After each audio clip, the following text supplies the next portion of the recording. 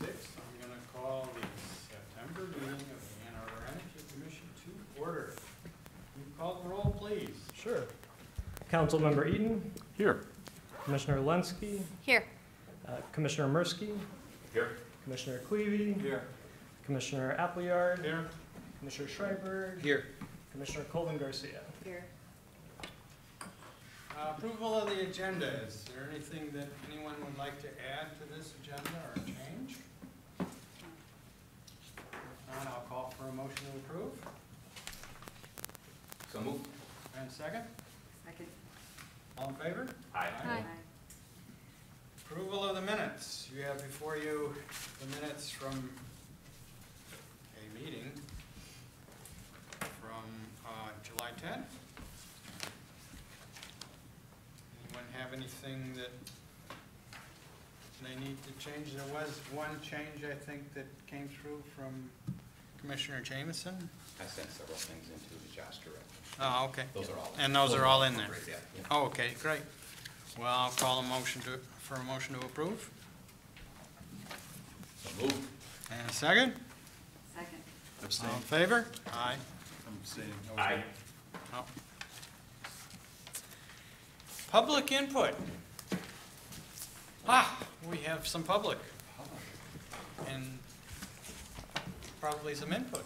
Hi, Great, welcome. David T. Pice, South State Street.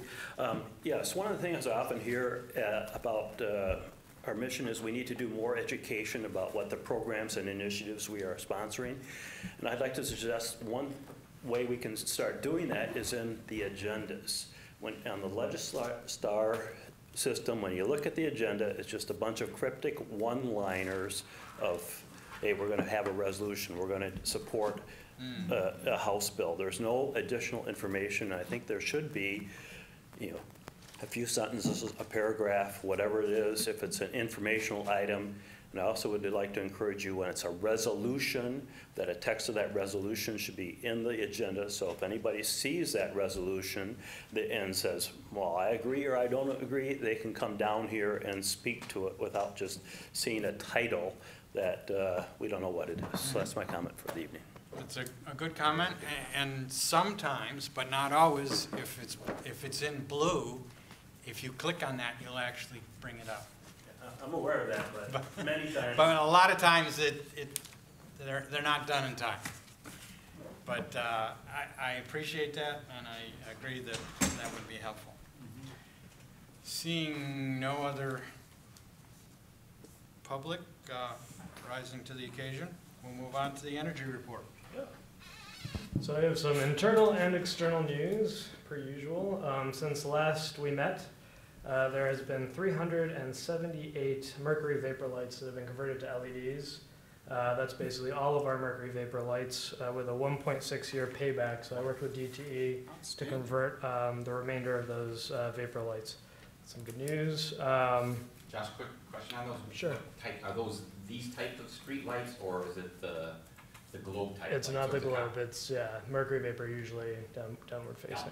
There are some, I should say there actually are some fixtures that incorporate mercury vapor that are globe, but the majority of them are going to be downward facing. Yeah, the traditional street light type Yes, thing. that's correct.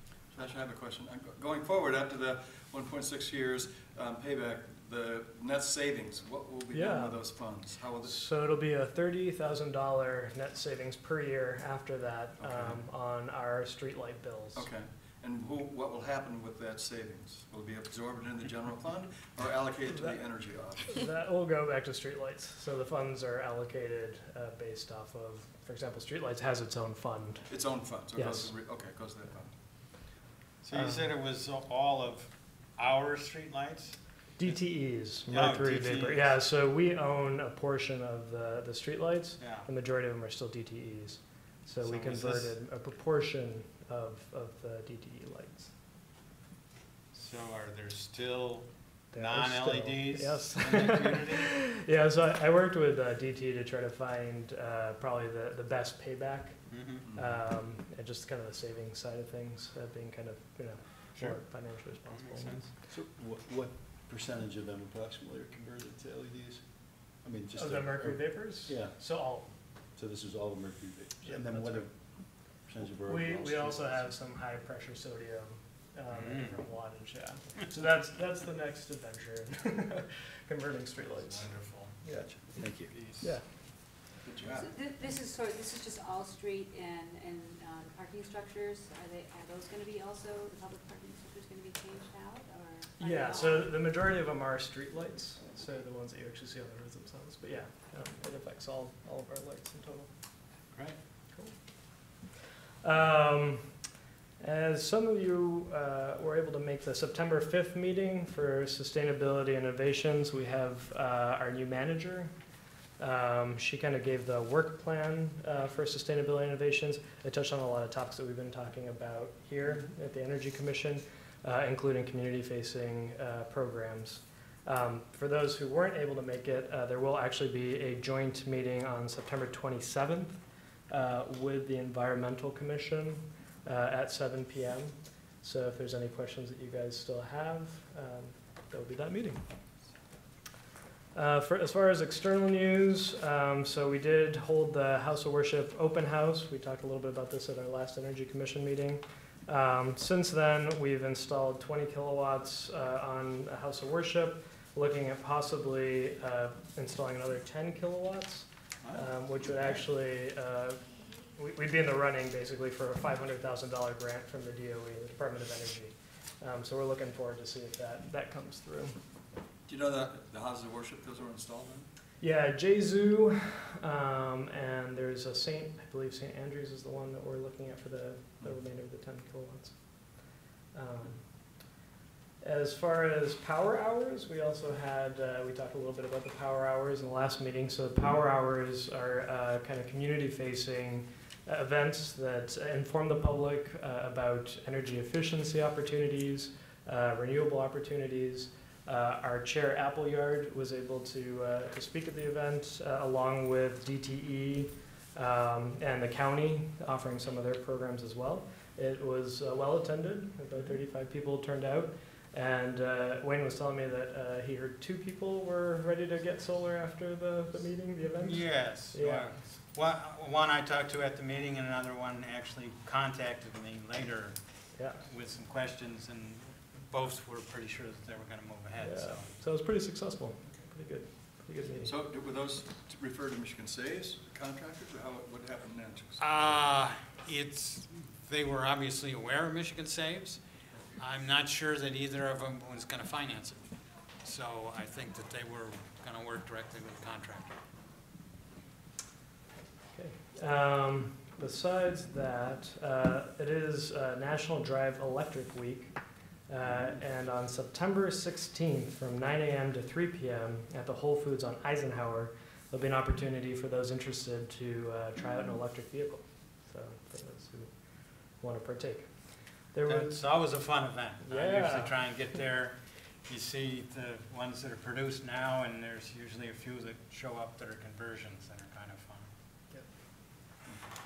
And then finally, John, did you want to talk a little bit more about PFAS and the event that's coming up? There's going to be a staff presentation about PFAS at the... I know there's gonna be one, I think, in September 17th. Yep. Council meeting, that's all I know. And I know questions have been essentially referred back to people and requested that they attend that meeting because there's going to be obviously a detailed presentation by staff and an opportunity for public questions and comments as per normal agenda. When is that's all I that? know. So city council meeting? 17th, yep. Other energy news that people would like to share? I Mr. have, Upton? so go ahead. I just want to brag for a few minutes. Do it. Some of you know this, some of you don't. Delta Solar is officially commercial. All right. 24 megawatts solar, single axis tilting, biggest one in the Midwest, operating pretty well. So that went commercial at the end of July. Today, we announced commercial operation of 105 megawatts of a wind project down just across the border into Ohio. I'm not sure how many electrons actually flow into Michigan. They probably mostly flow to the East Coast, but that one's been exciting in parallel to my Delta adventures, so that's been crazy. And then I have microgrid at Jackson under construction finally, so I'll have tour opportunities if All anybody's right. interested in looking at any of these facilities very soon, so. Outstanding. Great. Anyone else? Commissioner, go ahead. I had two questions about the status of resolutions that were passed in the last meeting, and was wondering where they stood. So we passed a resolution in support of the existing EPA passenger car cafe standards, and I was wondering if Josh or Jack, you could tell us where that stands, and then just to piggyback on that, you can tell us on both. We also passed a resolution on energy staff, so that's, I don't know what the status is on either one of those. I admit that I have not done anything on the cafe standards. I did ask staff to prepare a resolution with regard to the energy staff member, and what I got back was just unusable, and so I'm going to have to work with Howard to come up with something that suits his purposes and yet mine too, or ours. He's not offended by the fact that we're pushing for that, and I think that at our work session, Ms. Stultz made it pretty clear that she's going to seek probably more than one FTE, but as to the status of that, it's still pending because we're trying to work out some agreeable language. If I can urge you to act on the cafe standard resolution, because I think there is public comment period that runs out. I don't recall the date. So the Trump administration has proposed rolling these standards back, and the resolution on its own is, you could say, not all that significant, but what the resolution asks for is that the city contact a number of different parties that would have influence probably greater than the city of Ann Arbor alone on the EPA's actions. So there's a chain of activities that are sort of triggered by passage of the resolution. And I understand that. I want to apologize. I had kind of a busy summer. Yeah. And so I was a bit distracted, but I will do that. Great, thanks. On another quick note, so Honeywell was not able to join us for this meeting. They will be joining us for our October meeting.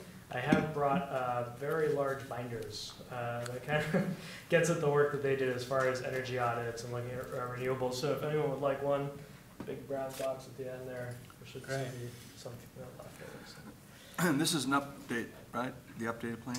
Yeah, so basically we had a few meetings with staff to see what they thought about the original energy audit. They had some changes they wanted to see done.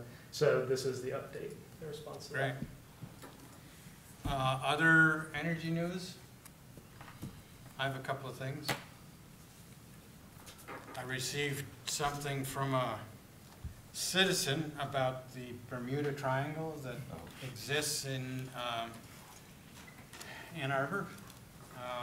Not related to the hurricane on the East Coast. The shorts? But basically, she was complaining about power outages that were frequent in between the stadium and 7th Street and Pauline and Stadium Boulevard.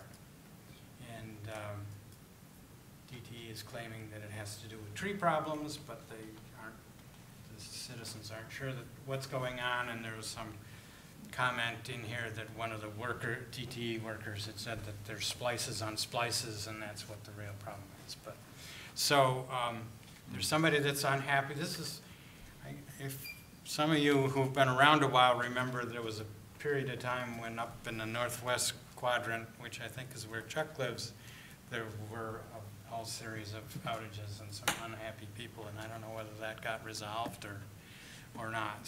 Sometimes these things take time, and I know sometimes these things are hard to diagnose. I had a problem in my little neighborhood. It went on for 6 or 8 months, and they kept saying it was trees, and it turned out to be bats in my transformer. And when they finally kicked the transformer out completely, then they were able to find the bats. So it's not always an easy thing to figure out, so it's somewhat understandable. I can just briefly respond to that. I am aware of the concerns in this neighborhood, as well as, I mean, there's plenty of areas in Ann Arbor that do have more frequent outages than other, and it's not unique to Ann Arbor, although our propensity for love for big trees does make it worse than in some of the newer communities, you know. But there's a couple comprehensive programs that DTE has, one around tree trimming, with, you know, a schedule of when the trees get trimmed. And sometimes, based on feedback like this, you know, DTE will make changes to that, but knowing that there's a certain amount of dollars invested in that every year, to go on kind of a rotating schedule to get different neighborhoods. So there's a balance between sticking to a planned schedule and, you know, adjusting where needed. And then in addition to beyond just the tree trimming, there's obviously infrastructure upgrades that are also on a schedule and get adjusted as necessary as we see things arise. So I want people to know that there's work obviously being done on this, and this one in particular, I'm in contact with some folks. I saw that email come through last night, and so I will make sure that I also kind of pay attention to how that gets addressed. Great, thank you. It's always good to have people pushing a little bit to cure these problems, and, you know, the amount of errors and things that happen in different neighborhoods vary, you know, just by chance, and some areas are going to be worse than others just by the fact that there's variation. So, anyways, two other things, one on the plus side and one on the negative side. There's a report that came out that said that we are rapidly losing the window to stop runaway climate change, and they're saying that if we haven't made significant reductions by 2030, that will be the case, as opposed to 2050, and so that they feel that the next 3 to 5 years is really important to make significant changes. That's from an organization called the Global Commission on the Economy and Climate. The other one is a little bit more upbeat, by the Carbon Tracker organization. They have a 2020 vision, which basically they think that peak fossil fuels are coming, I think it's 2023, and that the change to electric vehicles and the change to renewables is going to happen fast enough to really make a difference. So it kind of shows two different scenarios, and hopefully the better one will win. Other things here that I wanted to mention,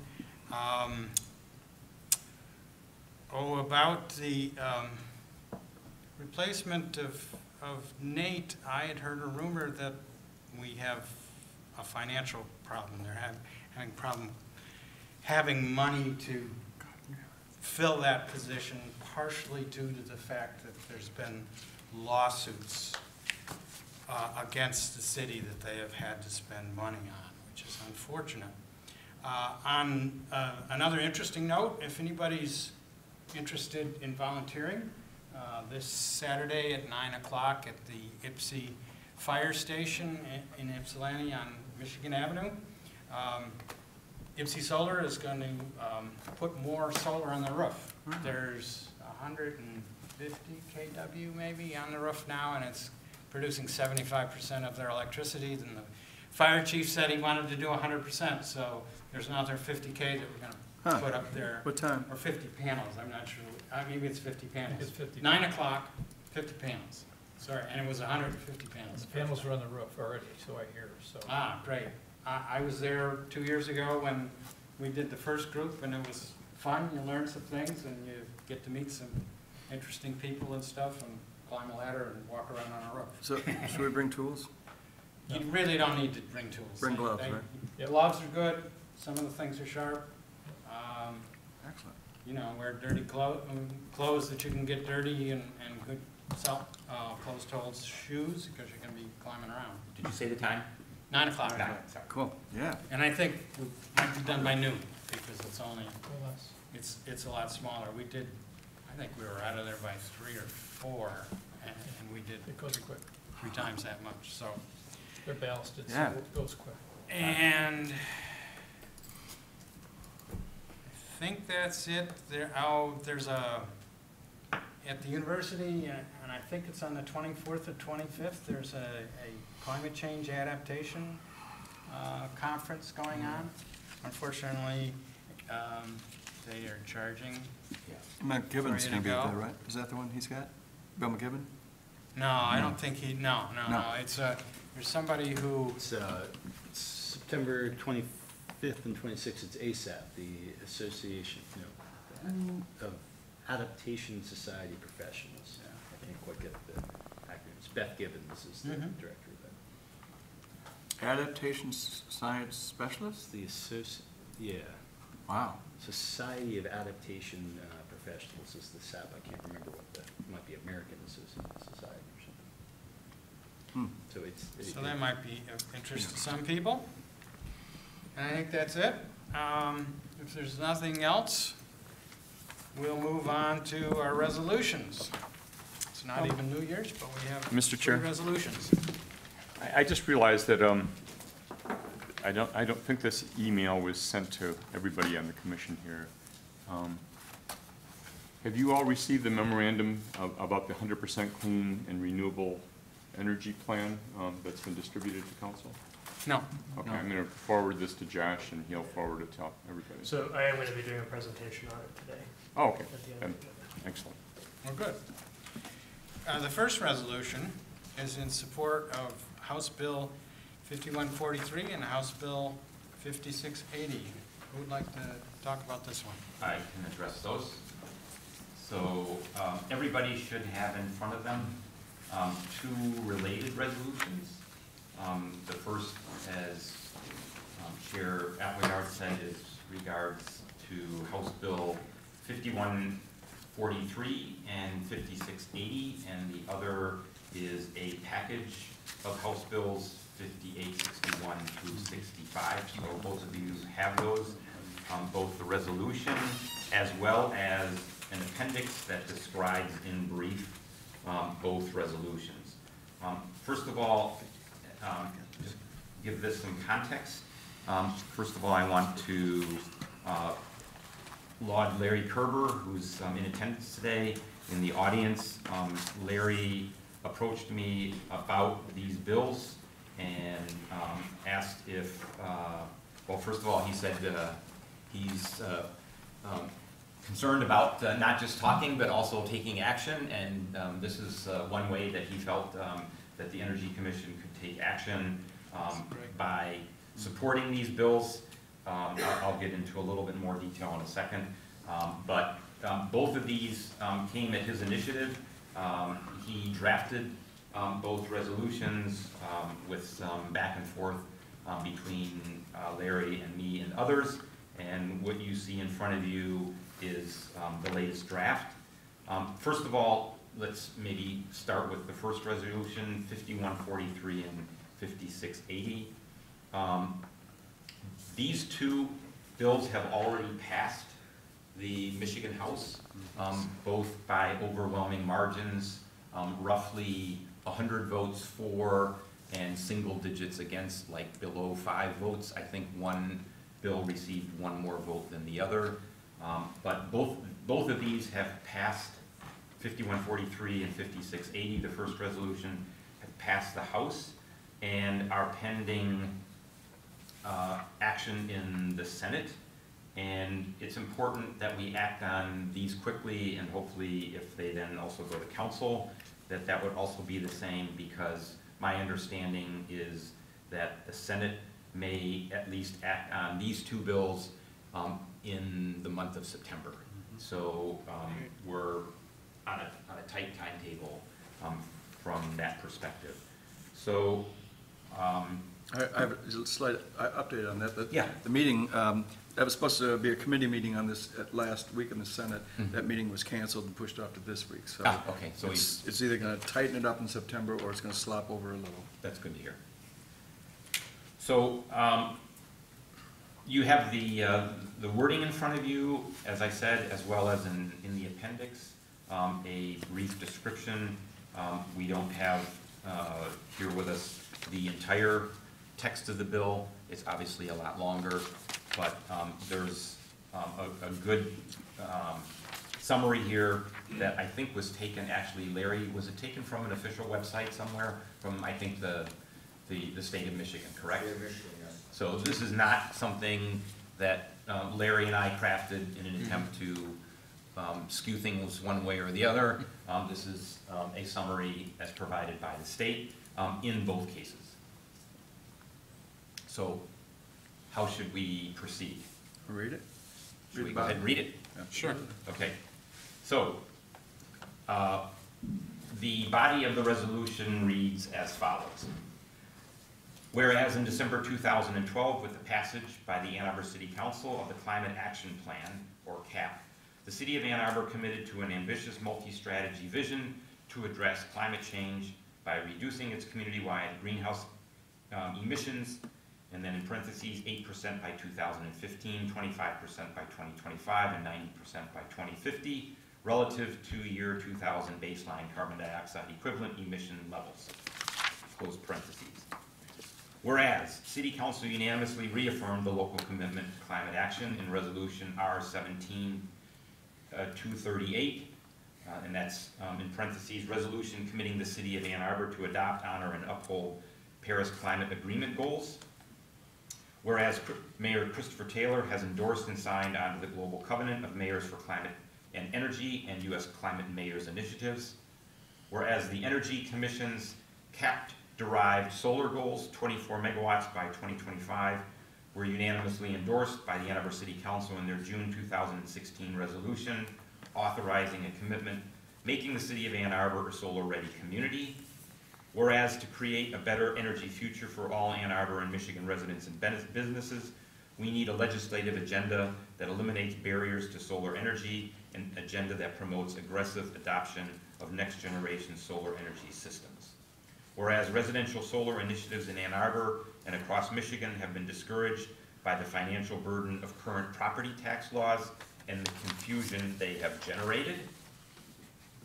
Whereas the City of Ann Arbor City Council supports distributed solar energy generation as vital to fighting global climate change and empowering local economies with local investment in clean energy jobs. Whereas the House versions of HB 5143 and 5680 passed with overwhelming bipartisan support, Ann Arbor City Council can provide yet another strong message of support to the Senate and Governor for adoption of these bills into law. Resolved, the Ann Arbor Energy Commission urges the Ann Arbor City Council to formally petition Michigan legislators representing Ann Arbor residents to actively support property tax exemptions for residential solar systems and small-scale business solar systems as provided by HB 5143 and HB 5680, and to direct the city's lobbying resources to assist their passage. And then there's some additional supporters that are listed. Michigan Environmental Council, Alliance for Solar Choice, Michigan Farm Bureau, Michigan Energy Innovation Business Council, Michigan Agribusiness Association, and the Michigan Municipal League. I would defer from reading the summary, or should I do that as well? I think you can defer from that. Okay. If there are questions, if That people... come up during questions, yes. Yeah, so I'll take a motion to pass this resolution. So moved? And a second? So moved. Okay, now for discussion. I don't have any specific questions about the resolution. I think it's really well written. I'm just curious, this might be a question for Josh. One, do you have a sense of how much energy the lobbyist for the city has been putting into this already, and whether that's had an impact so far? And two, this is just more out of curiosity. I was pleased and surprised that the Michigan Municipal League is supporting it, because as I understood it, that was the main opposition to this before.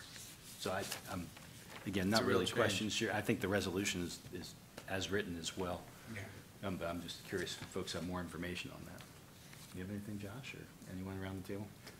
I don't. I know that the city of Detroit passed a resolution in support of the Freedom Package, or this one, the Freedom Package, so the second package, so not this one, I'm sorry. And one of the things that we were hoping is that if Ann Arbor adopts a resolution like this, that this would be able to serve as a model for other municipalities to basically take our resolution as a best practice or a template for whatever they might want to do, either in favor of or slightly modified position relative to the bills. But we've been in touch, but have yet to hear back from the Michigan Climate Action Network to see if we could use that network to also potentially garner support for these small-scale residential and commercial solar installations. Especially, you know, this, as it's mentioned here in the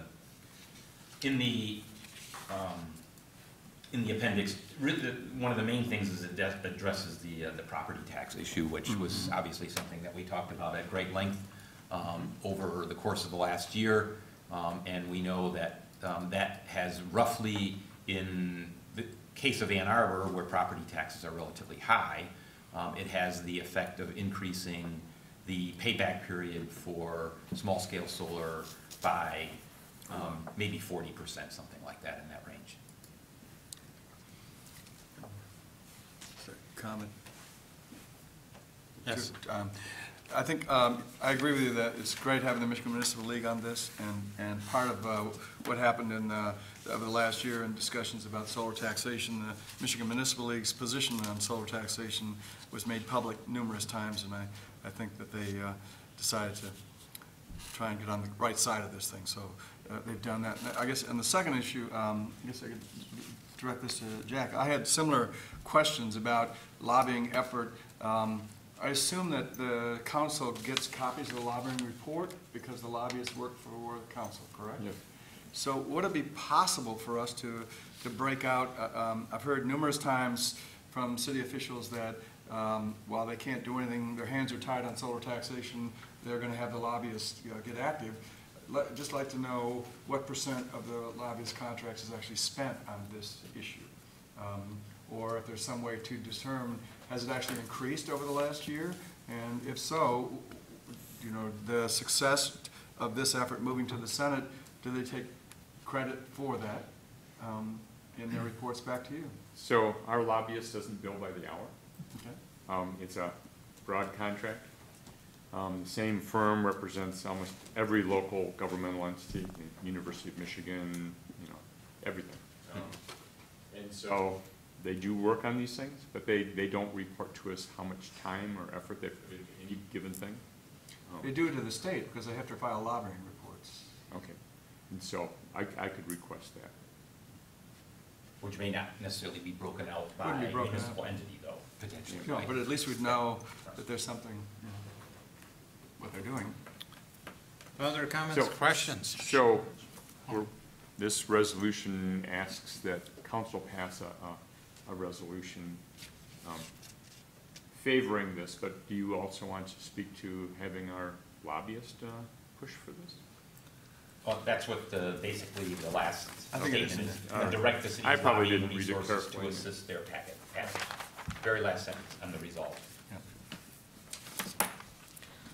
Question and possible recommendation of a friendly amendment here is that both of the House bills are talking about taxation for alternative energy systems, of which solar is one, but it says that there's 13 of them included in there.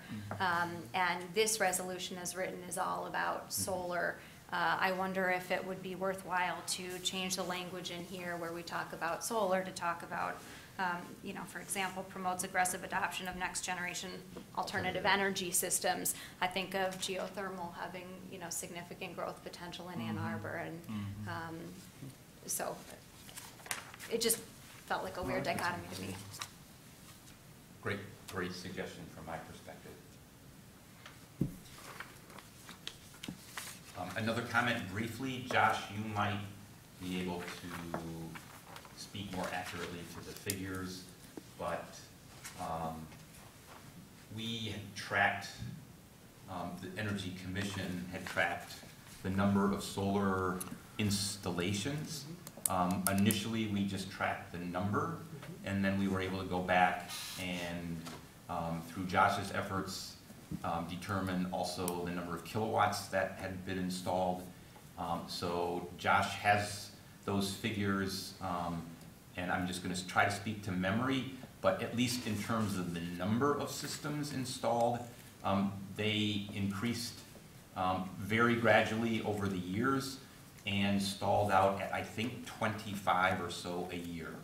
And the stalling largely was an effect, I think, of two offsetting developments. One was the price of solar was going down, but knowledge within the community of the property tax assessment went way up, and as a result, those essentially offset. And so we're currently installing solar, I think, in the range of maybe 100 kW or something like that per year. And as mentioned in here, we had originally set a target of 24 megawatts per year. Now that would have been... No, 2.4 megawatts a year. 2.4, 2.4 per year, 24 over the 10 years, right. So we're way short of that. That 2.4 per year is somewhat questionable, and that would have been, you know, anything from a residential solar to city solar on the municipal buildings. But in any case, we're not anywhere close to what we had hoped we might be at because of this, because of some of the issues around this. By the way, we should change, I just noticed, probably my mistake, there's a couple of periods after whereas statements that should be semicolons everywhere. So everywhere there's a period except at the very end should be a semicolon in addition to Shoshana's recommendation.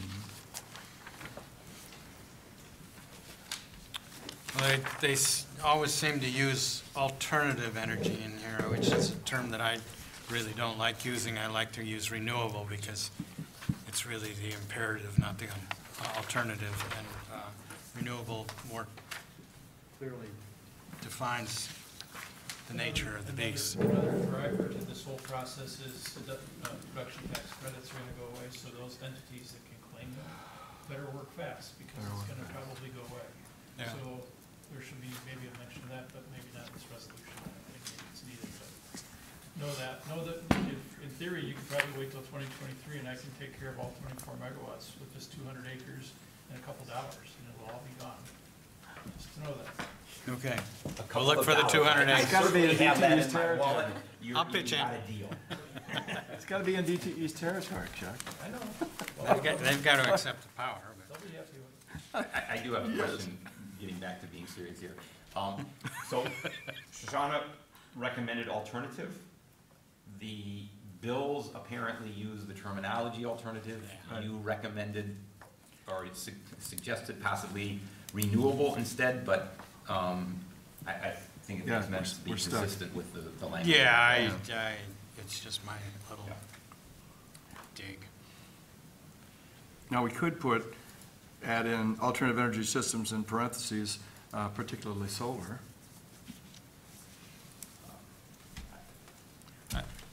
Is it solar taxation, right, Bill, right, pretty much? I don't remember from reading the bill exactly what all they included under alternative energy systems. Elsewhere here it says, including photovoltaic and wind systems. Okay. But 13 energy systems. Yeah. I'm not sure exactly where, how you get 13. Be interesting to look that up. Anyways, not relevant. So where's he including? Where do you see that? just so that we get the language exactly Okay. for, Let's put that. if before we vote on this. So in the second to last whereas statement on the first page, there's a mention of solar, which I understand will switch to alternative. Sure. At the top of the flip side on the back, there's also supports distributed alternative energy as opposed to solar. And then the only other place where solar is specifically mentioned is in the resolve. And the question there is whether we change solar, which is referenced 2 times, also to alternative systems. And I would say that we should, just to get So there's one more change. Yeah. On the first page, second up from the bottom, where we changed generation, solar energy systems, we put next generation alternative energy systems. Yes, right. And then insert in parentheses, including solar photovoltaics and wind, which comes directly from the definition. So you want to put a parenthetic statement there after energy systems? Right, parentheses, including solar photovoltaics and wind. Solar PV and wind? Yes. You want me to read what it actually says? Yeah. Right, and wind, energy systems, it says. Can we recognize Larry? Here it is. You have the Yeah, if you can read that to us, I'll accept that. What it says, and this is from something the Michigan EIDC sent out. You may want to step up to the microphone. Larry, why don't you step up to the mic? Oh, sorry.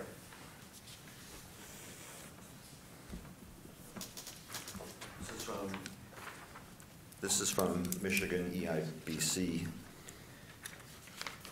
and it says House Bill 5143 would reinstate a tax exemption, because if there is no exemption, it's taxable, for quote, alternative energy, personal property, end quote, including solar PV, fuel cell, wind, combined heat and power, and storage systems, which offset the host's energy use.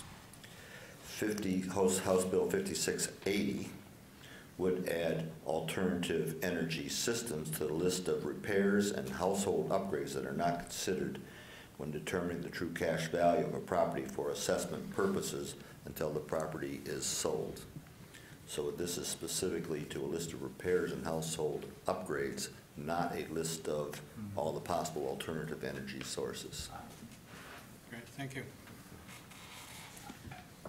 I would suggest we keep it simple and just Yes. use alternative energy sources everywhere. Okay. Yes, And I agree. Shoshana, or Commissioner Linsky, sorry, just also pointed out in the bottom whereas statement, there's also mention of solar that would be residential. So the last two paragraphs on the first page, solar would be replaced by alternative.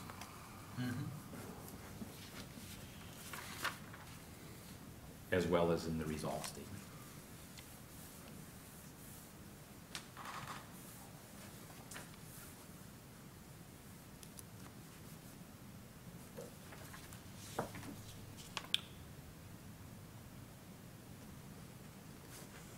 Any other questions, alterations, amendments, anything? Seeing none, I'll ask for a vote. All in favor? Aye. Opposed? It passes unanimously. Moving right along, we have another resolution in support of Freedom Package. Should I read that as well? If you would, that would be wonderful. Okay. 'Cause I wouldn't. The resolution as proposed reads as follows. So this borrows language from the first. Should I read, even though the language is exactly the same? I can. I'll go ahead and do it. Whereas in December 2012, with the passage by the Ann Arbor City Council of the Climate Action Plan, the City of Ann Arbor committed to an ambitious multi-strategy vision to address climate change by reducing its community-wide greenhouse gas emissions 8% by 2015, 25% by 2025, and 90% by 2050 relative to year 2000 baseline carbon dioxide equivalent emissions levels. Whereas City Council unanimously reaffirmed the local commitment to climate action Resolution R-17-238, resolution committing the City of Ann Arbor to adopt, honor, and uphold Paris Climate Agreement goals. Whereas Mayor Christopher Taylor has endorsed and signed onto the Global Covenant of Mayors for Climate and Energy and U.S. Climate Mayors Initiatives.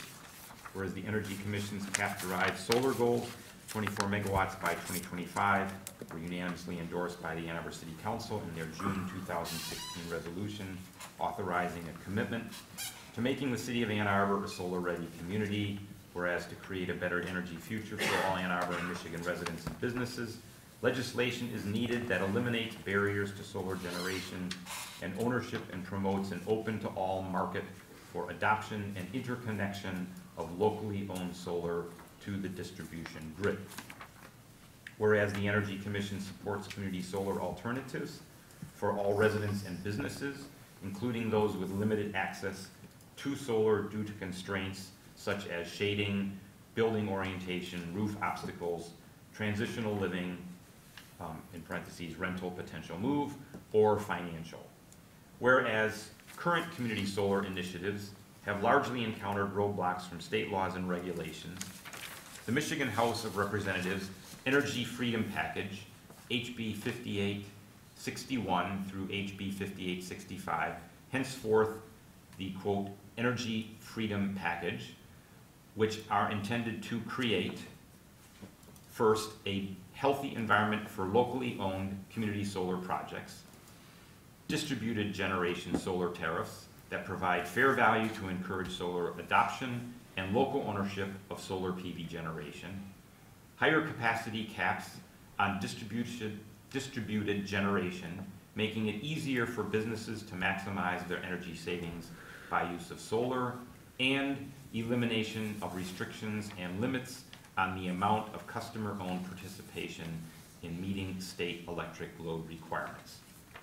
Whereas the Energy Freedom Package has the potential to empower local communities and businesses to make their own community solar decisions, enhancing local ownership, control, and economic prosperity.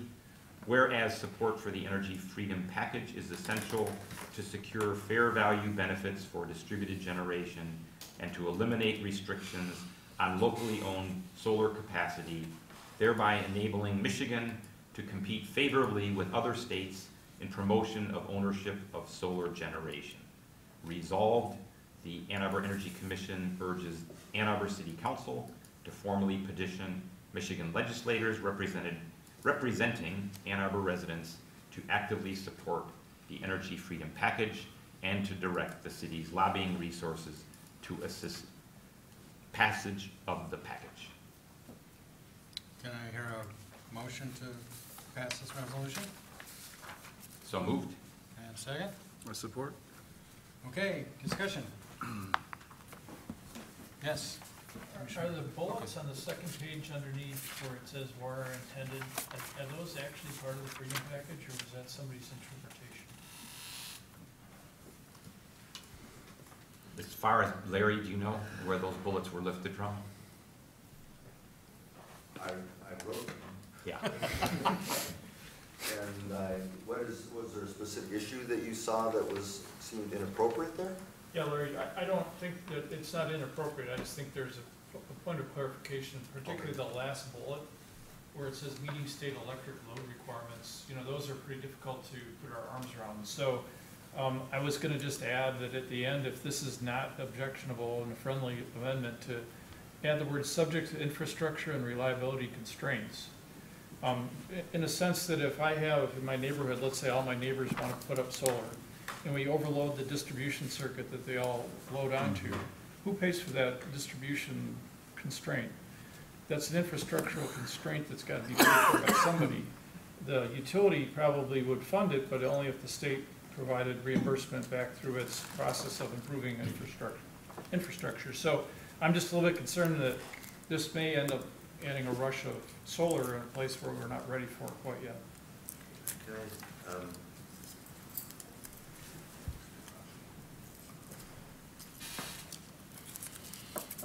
So I think this is the bullet item that relates to putting a cap on the overall amount of generation that can come from solar, which I believe is 1% of something like the last 5 years of peak power across the utility, which is nothing. It's so small. And this is the capacity limit that they ran into in the peninsula. I think it's UPCO and it literally shut down the entire solar industry up there. So I think I understand that you might want to put something like that in, but we are so far away from that. This is a real limit that's coming up probably pretty quickly. So, and some people would ask, well, why do we even need a limit? You're bringing up a point, maybe we do. I'm not sure we do. But I think to clarify, I think Chuck was talking about localized areas where Right. you might put in a system that's big enough that you'd have some grid connection issues. And now I've got reliability problems, maybe the next door neighbor on the same circuit now gets blacked out because Yeah. the circuit overloads on thermal conditions. It's just gotta be done mindfully, and I'm not proposing a limit. I think as Lori's pointing out, a hard and fast limit is done in a simple way to avoid a lot of Right. extra work by utilities and owners of the distribution to reanalyze and reanalyze and reanalyze more. It's sent to keep it simple, but simplicity oftentimes leads to tough rules, and I agree with the concept that if we put some words in here that make sense logically and how it gets implemented, I think it works. I would respectfully agree with the theory of wanting to, ensure reliability, but putting the language in here when what we're doing is supporting the Energy Freedom Package doesn't change what's in the Energy Freedom Package, which currently doesn't include that. So us supporting the Energy Freedom Package is as it's written today, which doesn't include that. Goes back to my original point, if this were lifted out of the document, I can only believe that there's some language in the actual Freedom Package relative to this. The summary in the appendix of House Bill 5864 addresses this specifically, but it doesn't, so it's at the bottom of the appendix page, Okay. but it doesn't, in this brief summary, it doesn't get into the details of what Commissioner Hookham is addressing. So I don't know if it's in the specific language or not. Yeah, let me say that when I did the summary, it was a summary of a summary. Okay. So everything that's in the state of Michigan summary is not in the Okay. summary. I wanted to reduce it to more of the essence so that people could really focus on it and understand that. Yeah, thanks So- for the clarification. I'll withdraw my amendment because we're really voting on the Freedom Package as it stands, so good point. And by the way, this is not yet approved, right? I mean, there's bills that have been drafted and they have yet to be, these bills have not gone through committee. Right. So concerns like you have can be, because I understand it's still addressed through consideration of the Right. committee, and it would make sense, I agree Right. with the thrust of your point, they should be. Okay. Good, thank you. If I could, Other perhaps, questions? maybe a friendly amendment, if we just remove whereas 6, 7, and 8, we are essentially saying we support the Energy Freedom Package. And it doesn't, I don't think it detracts anything from what we're saying here.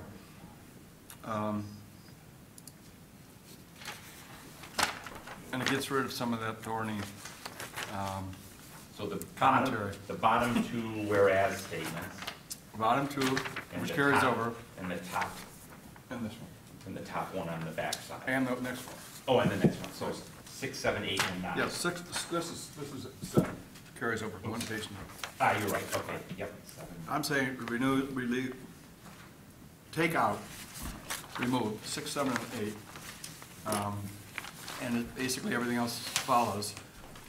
All the preamble stuff is here. We keep whereas to create a better future for our Michigan residents, legislation need to eliminate barriers to solar generation ownership. We could change it to alternative energy if we need to. And promote open to all market for adoption and interconnection of locally owned solar to the distribution grid. I could see how our utility friends might have some umbrage over that, but then we pick up the last two, and we're basically saying to the city, we urge the city to throw their support behind the Energy Freedom Package. That solves some things, I think. How do other feels? I'm amenable with that. It takes out some of the details that maybe aren't really necessary, and it just gets to the heart of the matter. Well, which, and some of the details, I think, are more commentary than what's coming out of the Freedom Package. Well, as long as without that one, people can read this and understand why this is important. Well, from number You 5 know, says why it's important. This one, yeah, this says why it's important. To create a better future.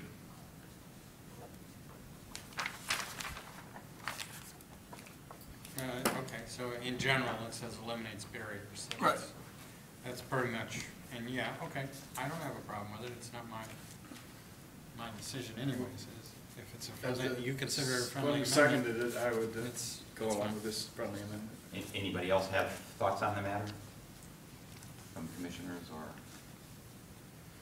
I don't about these various paragraphs that are in or out, but I do have some thoughts on the Energy Freedom Package and general concerns with it, in particular with the approach to net metering, where the bill recommends that net metering be paid out at a retail rate for electricity, which I think we've had this conversation many times as a group, but the retail rate for electricity includes both the cost of generating the electricity as well as the delivery charge and the cost for distribution, and which is, by the way, a very big piece of it. So when you're avoiding, when a customer who is on net metering avoids paying that delivery charge, they're essentially getting their kind of wires for free. And in fact, all of our solar customers who remain attached to the grid, which is virtually everybody, do use the wires because their systems are not producing at exactly the moments that they're using it. And in fact, distributed generation customers tend to use the wires more than other customers because they're using it both to buy and to sell. So it's, you know, going back and forth all the time. And so I have a real concern with that. I think you guys know I'm a solar customer myself and a beneficiary of net metering as it's written right now, and very much want to promote solar. But I don't believe that that is a compensation mechanism that can be workable into the future. You know, today's very, very small volumes of solar that are installed. It doesn't have that big of an impact on other customers. But as you start to see this pick up, which is of course the goal of the resolution and of this commission here, you would start to see major subsidization in effect by non-solar customers for the solar customers' use of the distribution portion of the grid. So to me, that's a fatal flaw in this package of House bills, the way they address that. Of course, they would get the emissions reductions benefits for free too, even though that the others didn't have to pay for the wires. The non-solar customers would get all the clean air and emissions reduction benefits for free, as would DTE stockholders and employees.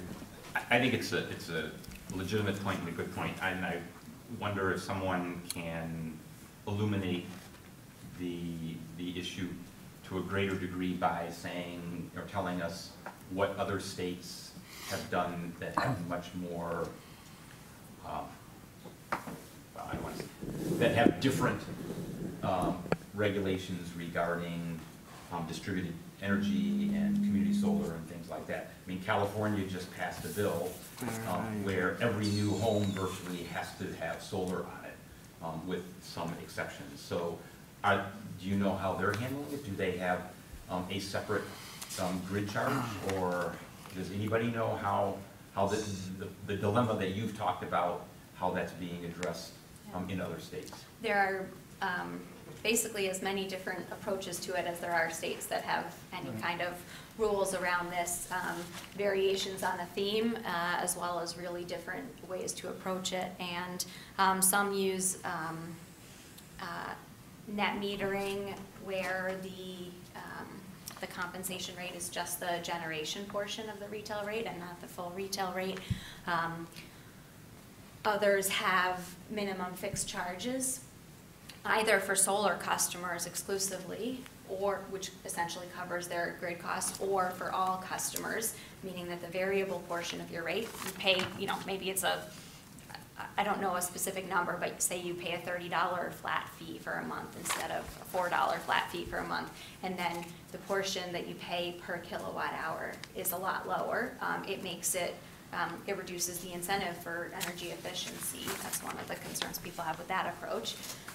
But there's a whole host of different approaches to this. Value of solar is one of the commonly used ones, where essentially the commission or a state body comes up with a determination of what is a fair value of solar. Actually, we've gone through this discussion in Michigan, but I'll tell you, every single state comes up with a different way to determine what is the fair value of solar and what what is that absolute number. So there's not an answer to that. If you're interested in reading a lot of material, MPSC rate case U18383 is where all this is housed. This is net metering versus distributed gen. Right. Right. This is the old inflow, outflow at Wayne's Right, been in a right, few right, meetings, right, I've been in right. a few meetings. Ad nauseam. Anyway, there's a lot out there. Yeah. So I wonder if we could solve that problem, if we take the next to the last whereas and strip it down, so we say, whereas support for fair value in promotion of ownership, fair value is important for the promotion of ownership of solar generation, and we don't define it. Does that get at it? I'll tell you, my perspective is that, we could pass a resolution supporting a fair value mechanism to compensate Right. customers who have solar or other distributed generation. But if this is supporting these House bills, Right. that's a kind of a Right. irreconcilable difference. So I have a question. What you're objecting to is actually the content of the bills that we're moving to support. Yes, Right. yes. And those bills are nowhere near final version at this point. Is that pretty much right? Correct. And so I'm pretty sure that the utility lobbyists will be there lobbying that point at the same time that our lobbyists will be there lobbying the other point, and there will be some mechanism to work out those differences. And so our expression of support for these bills, because it's so uncertain at this point in time, is going to go through all that mechanism of compromise anyways. And so I think we can do this without getting into the weeds. I agree. I agree. Call the question. I think the same way. Any other Can questions we or comments? recognize Larry, if that okay, what, Commissioner, Chairperson? Sure. You got something to say, Larry? Up to the microphone. Yeah, I'll respect, I disagree completely. I mean, what's happening in this state is a takeover of DTE and consumers of our energy. That's what's happening. So we need to stand up for that, and that's what these bills are doing. This is a direct response to U20162. If you go and read that, what it says, that's the first rate case that sets basically the compensation for overgeneration. And basically, it's $2.31 per kilowatt is what they're saying, just for providing no value. The statement that you made that this is going to somehow hurt everybody else is what the utilities say. I think there's a lack of proof of that. That's my view, lack of proof. You can cite the examples where that proof comes from. It's all utility. That's my view. I'd be Okay. happy to bring data that shows how that math works if people are interested to see it. I'm interested. Yeah. Yes, please. Is the source from the utility? Yes, because the utility has the data around how much customers pay and how much it costs to produce and distribute electricity. I think we're getting off the subject here. If anyone has any other comments or questions or proposed changes to this resolution, I'd like to hear them. If not, let's. So what were the changes that were proposed? So We took you're that. just taking out those Yeah, those 6, 7, and whereas 8. clauses? Yeah, I'm fine with that. I mean, basically, I think, I'm just trying to be clear on it. yeah, what Councilman Eaton is suggesting is that these bills are in draft form only right now. They're in committee. Right. There's obviously going to be additional input and compromise from multiple parties, and what we're doing with this is signaling general support for this type of legislation. Right. And therefore, I'm in agreement, and I don't know how other commissioners feel, with taking out the 2 whereas statements at the bottom, which then carries over to the top and the next one, and simplifying things and just saying we're Right. Support for the package is essential to secure fair value benefits for distributed generation. It doesn't say whether it's what rate it is. That will be obviously worked out, and eliminating restrictions on locally owned solar capacity. And therefore, we're recommending that Ann Arbor stand behind the legislation. So I'm fine with eliminating it. If anybody feels differently, speak up, or at least now. It's your to resolution. those changes. It's your resolution. You've got the power to change it. So, We'll pull those out. if there's no other changes or comments or questions, all in favor? Aye. Aye. Opposed? Nay. Okay, passes. 2 opposed. Just two. So we have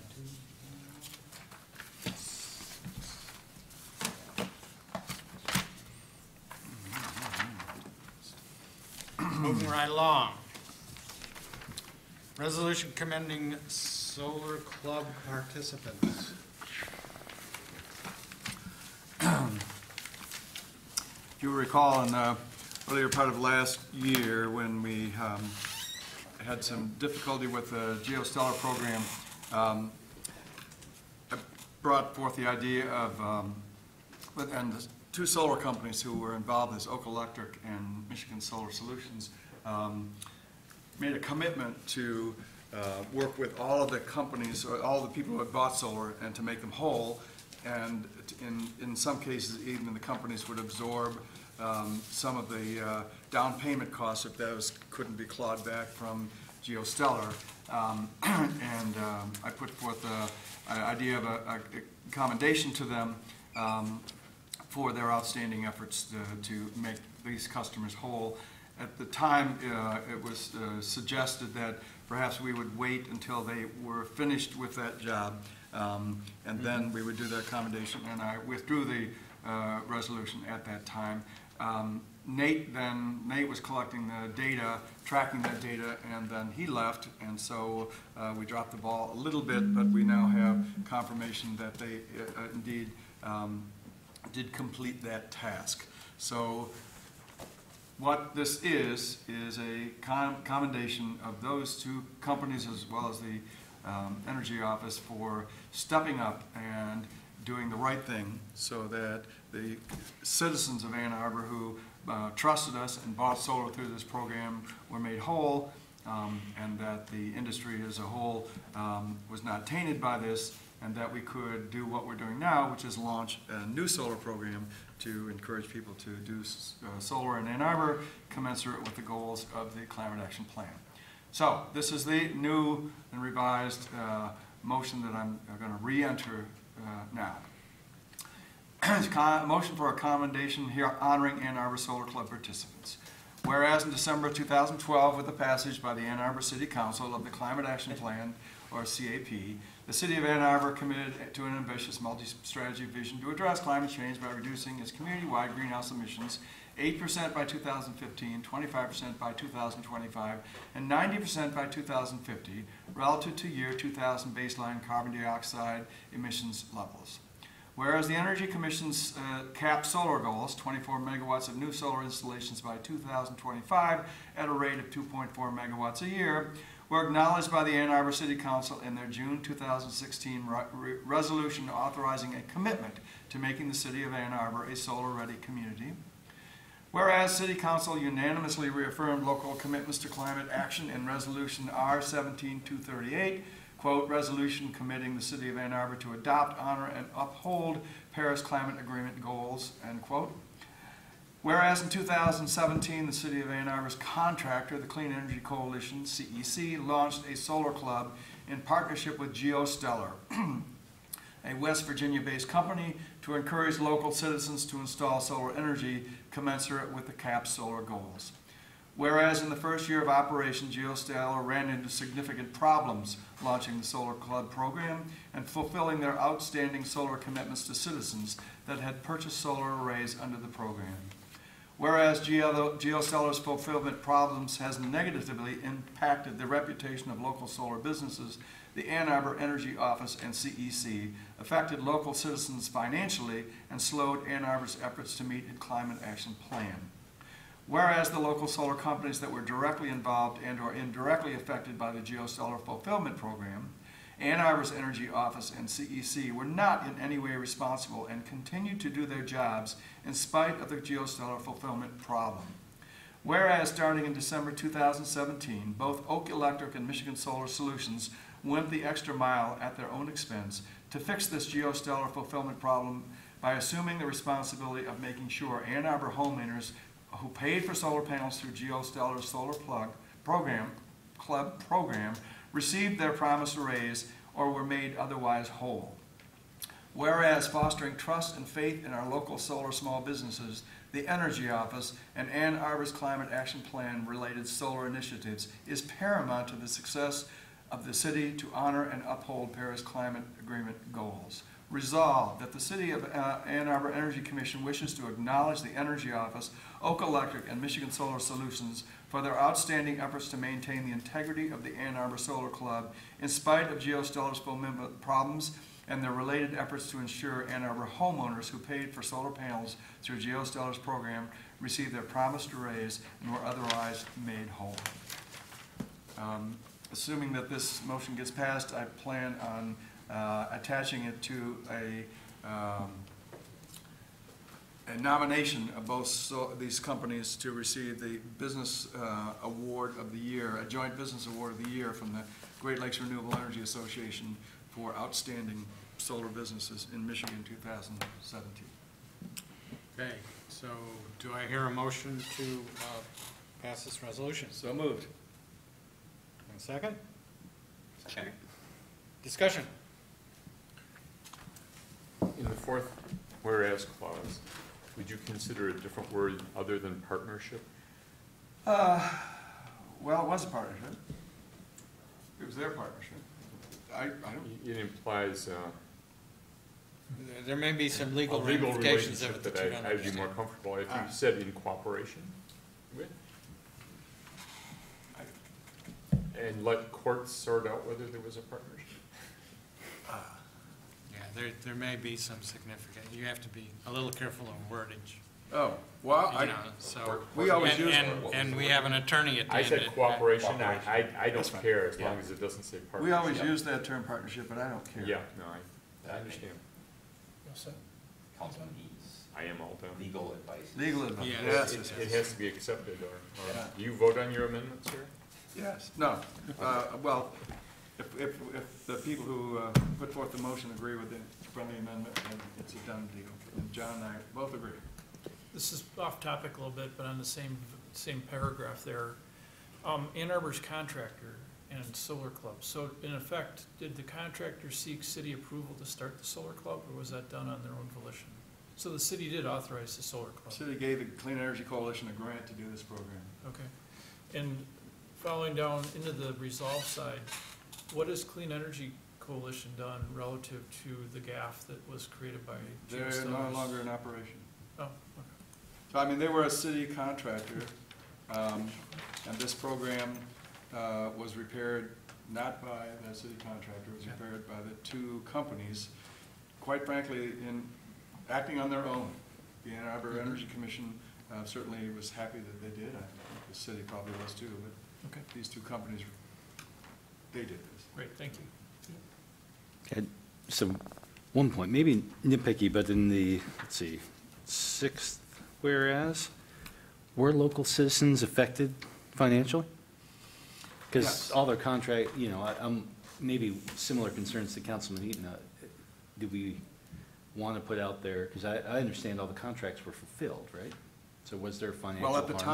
at the time that this fell apart, before the companies fixed it, they were negatively financially affected, yes. Many of them contacted the city council members and energy office and energy commissioners saying, whoa, I So paid what- for something. Maybe it These needs are to be rough reworded. figures.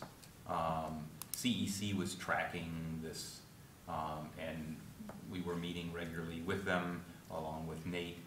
I believe there were 11 contracts that were outstanding. Josh is shaking his head yes. For about 125. They had made down payments to varying degrees. GeoStellar was burning cash. And basically, they were taking money from, as a lot of companies do when they get into financial trouble, they were taking money from prospective customers and using that to fulfill orders from other customers. And they ran out on these 11 customers. I checked when we were drafting this, Mark and I resurrected this, or Mark resurrected it, and they still have an online presence. It says they're in the process of, they've ceased operations and they're in the process of restructuring, something to that effect.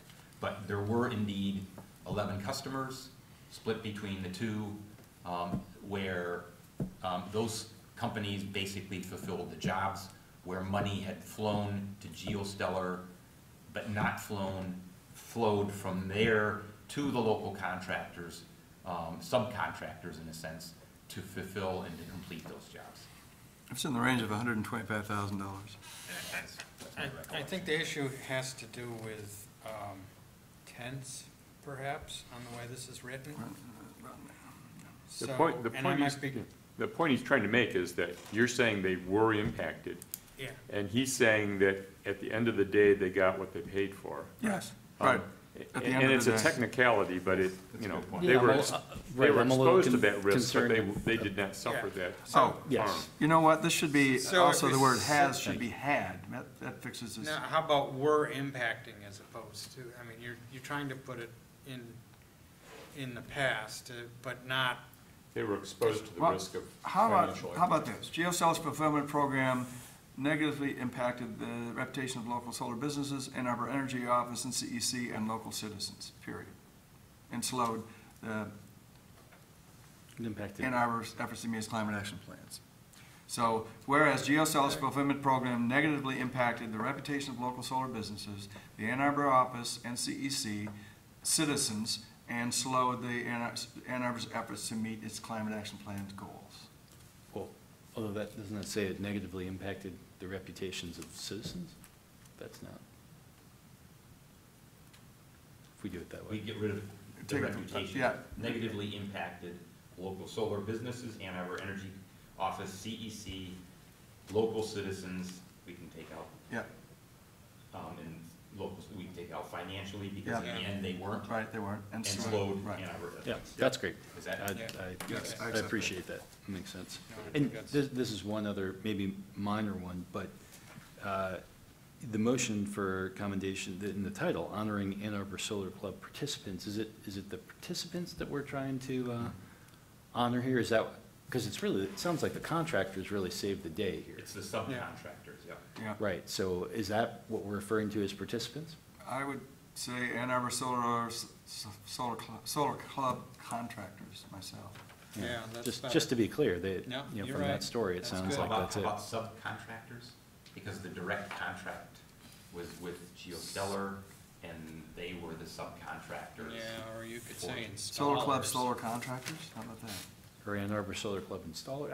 I just want to make sure we're actually, No, that's a good recognizing point. the How right. about Isn't it just honoring Oak Electric Ann Arbor and Solar Michigan Club, Solar comma, Yeah. solar contractors? What if we, honoring, what if we just say, put their names up there? Yeah. Honoring Ann Arbor Solar Club contractors, and then name them in the Okay, title. right. MSS and Oak Electric, Oak Electric. Yeah, that would be Mhm. great. even better. That's better. Thank you. And can I just ask, we know that each of those systems was ultimately installed, but before we go honoring these, do we know that the customers are essentially satisfied at this point? There were no other major Yes. concerns? Yeah, okay. I have a small suggestion on the final paragraph, the result paragraph, Yes? Mm-hmm. where it says, resolve that Ann Arbor Energy Commission wishes to acknowledge the Energy Office, Oak Electric, and Michigan Solar Solutions for their outstanding efforts to maintain the integrity of the Ann Arbor Solar Club. Instead of in spite, it'd be resulting from. Okay.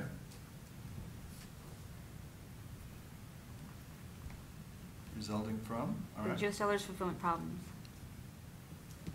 And then the next part, and their related efforts, I don't know, I'm just trying to figure out how to connect that back to Oak Electric and Michigan Solar Solutions.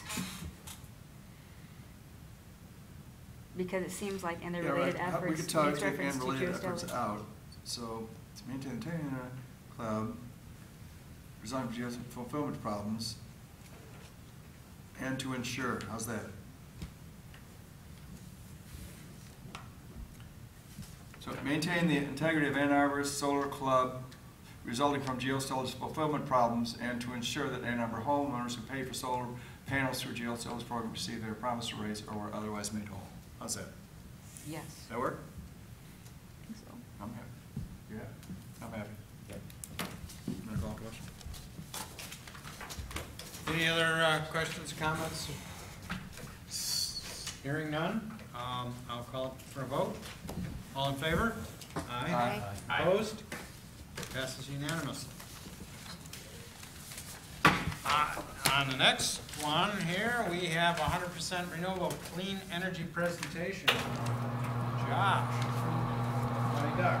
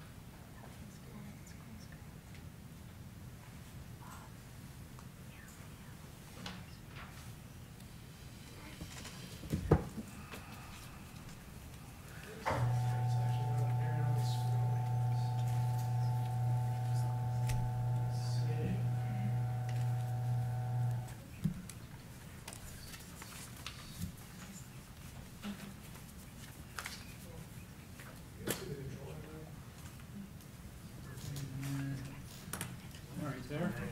Yeah.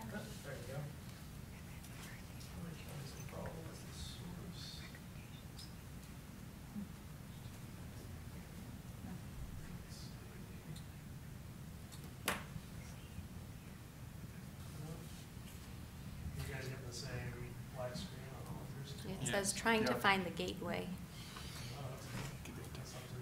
I don't know what that means. Sure.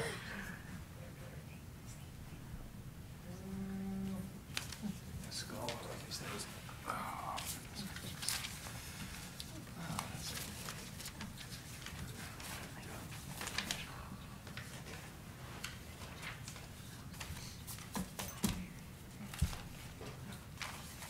We don't have them on our screens here. Yeah. Oh, you came and went. Did it actually start? Saw it on big screen.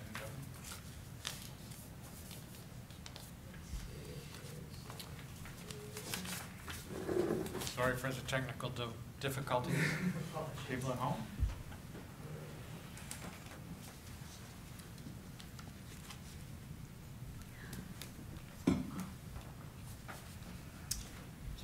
Where's the fire station? The fire station.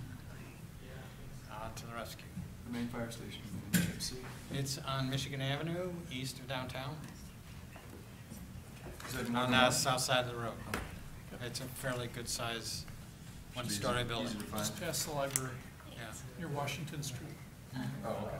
I know that. About the committee meeting. Yeah. All right. Wow, look at this. Fancy.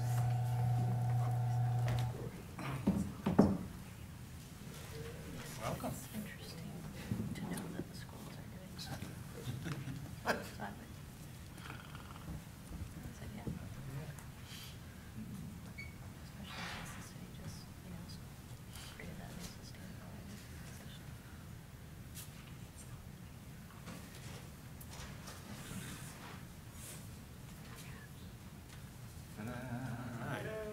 All right. It worked. Okay. Yes. There we go, from the beginning. So, as the title implies, I'm gonna go a little higher here. 100% clean and renewable municipal operations. We had a subcommittee that took a look at this, met probably about a month ago now, maybe a little over a month ago. And this is kind of the final revised version. Worked with Missy as well as the city administrator to kind of turn all this together. Content, energy efficiency upgrade potential, current municipal operations, on-site generation, off-site generation, fleet review, some wild cards, so some things that could be thrown in the mix, and then next steps. This is just a definition of what we mean by clean and renewable. The next slide here. Oh, I guess this is an older version. So basically energy that has little to no pollution and is generated from an unlimited source. That's what we came to as a result. As you can see here, municipal operations actually make up a very small percentage of total emissions in the community. It's actually less than 2%. That's actually rounding from the Excel sheet.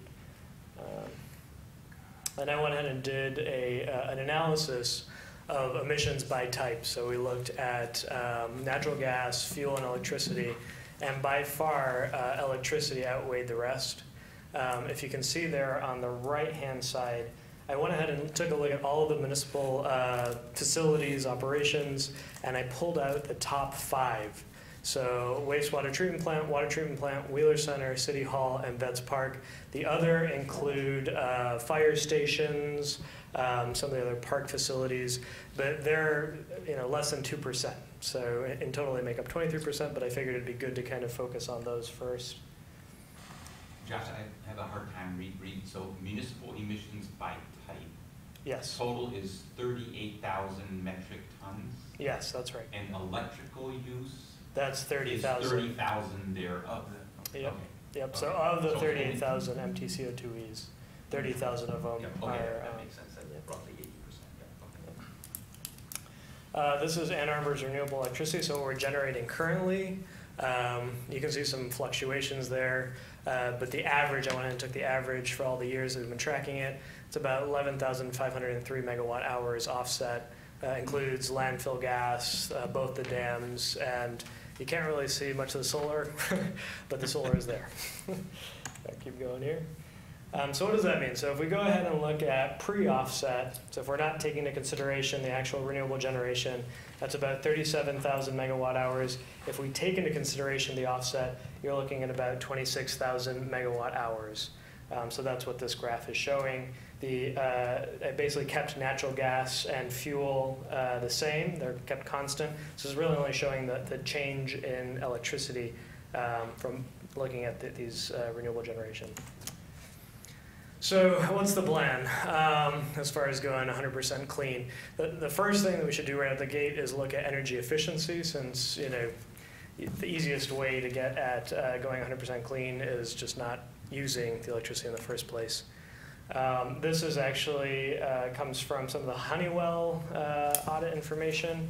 The locations are on the left-hand side there. There are about 14 different locations. Upgrades include LED conversions, seals to building envelopes.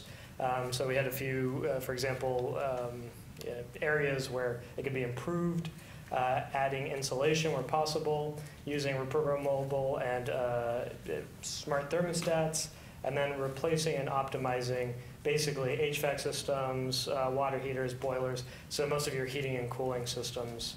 And that's kind of what they looked at. Did those include the water and the wastewater treatment? Yes. Those are the big drivers. Yeah, so the Honeywell audit itself did not take a look at the wastewater treatment plant, the water treatment plant. It also didn't take a look at City Hall. So this is something that I think, in our plans at least, we want to probably do a follow-up energy audit that takes a look at our biggest users. When I talked to Nate about why the focus on Honeywell was these buildings in particular, he said that he just wanted kind of a swath, so different types of buildings, but it wasn't really with the mindset of looking at the biggest energy users in the city. So total yearly use, that's kind of the total use for Wheeler Center. Proposed offset, a big number here, percent offset. So if we went ahead and implemented all these energy efficiency upgrades, it'd cover about 15% or drop the energy use by about 15%. Emissions offset, so that's just converting proposed offset to MTCO2Es, what we'd be avoiding. Cost upgrades, yearly electric costs, so that's the yearly electric cost of the Wheeler Center, and then yearly avoided costs. So if we went ahead and did all of the energy efficiency upgrades that were suggested in Honeywell, that's the yearly avoided cost. The changes, again, I did lighting retrofits as well as motion sensors. That was the main focus. I think doing a deeper dive on some of these buildings with another energy audit that looks at, for example, the envelope specifically on Wheeler would be really useful. Veteran Memorial Park, this is another one in the top 5 that I pointed out at the beginning.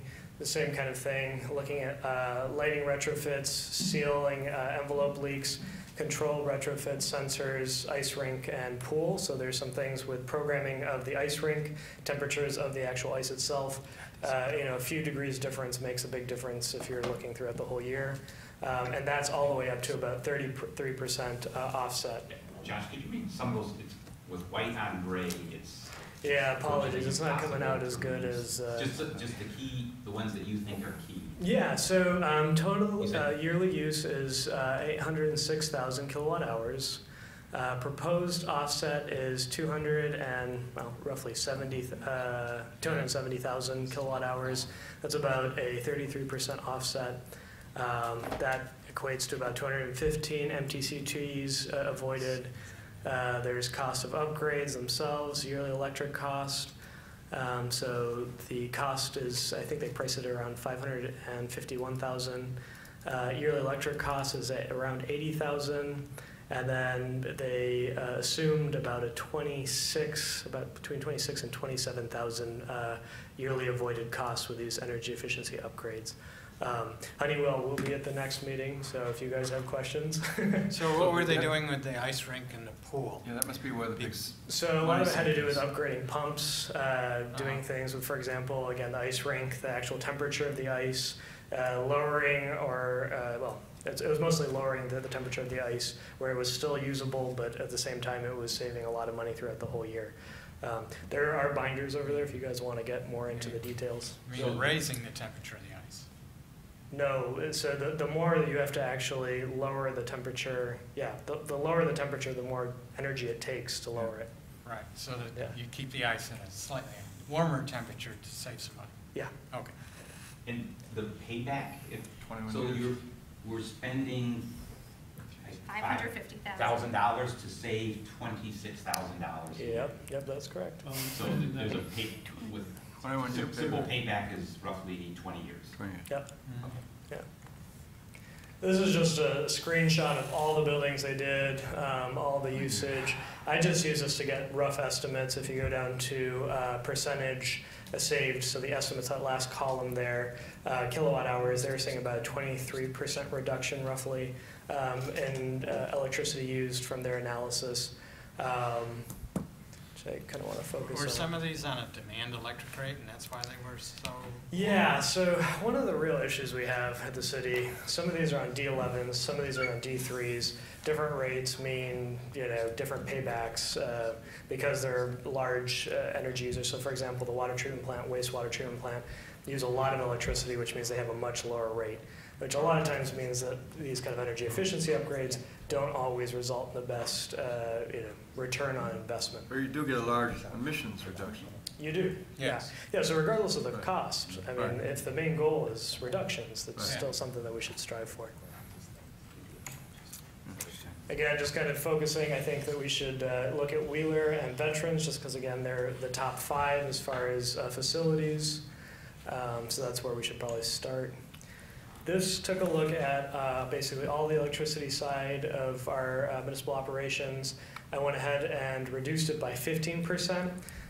Technically, we could have reduced it by 23%, but I just wanted to be a little conservative in the numbers, just to show what kind of offset we could expect if we went ahead and did these energy efficiency upgrades to our facilities. But the question still remains, what do we do with boilers and other systems that rely on natural gas? And I think the way forward is really electrifying everything that we can, especially since we can use renewables to offset a lot of electrification. It's a lot harder to look for clean alternatives for natural gas if you're not electrifying. Renewable on-site generation potential. So that's kind of looking at the energy efficiency side of things. Now I'm going to be getting into the renewables on-site. It's broken out into two categories. One is on-site generation, and then the other is off-site generation.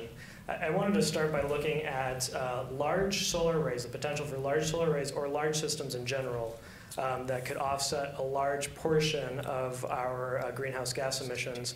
And I did that in part because a lot of times, especially, for example, with solar, when you're looking at larger arrays, the cost per watt installed comes down significantly. Not only that, but if it's back of the meter, a lot of times you don't have to get into the issues of how do you get the generation off-site. So these first slides here really look at on-site, back of the meter generation.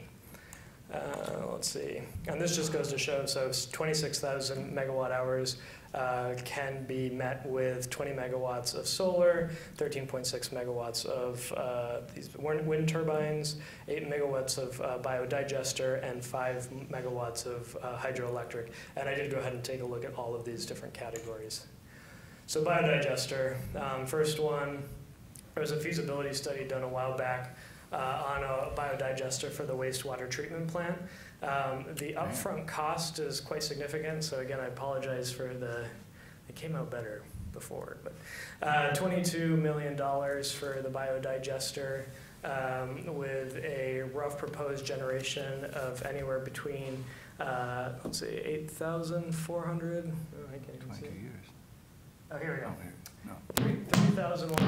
3,130 to 5,818 megawatt hours per year.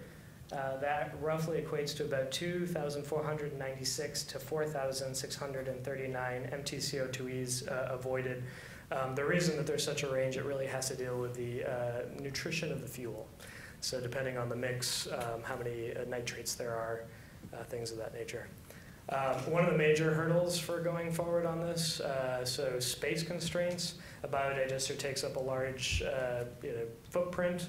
Wastewater treatment plant might not necessarily have that kind of footprint, but I have reached out to all of these different facility managers to talk about the possibility of it, and if it's in this presentation, they've given the okay to at least explore the option.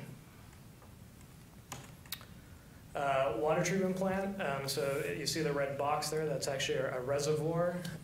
There's really nothing going on the top of the reservoir.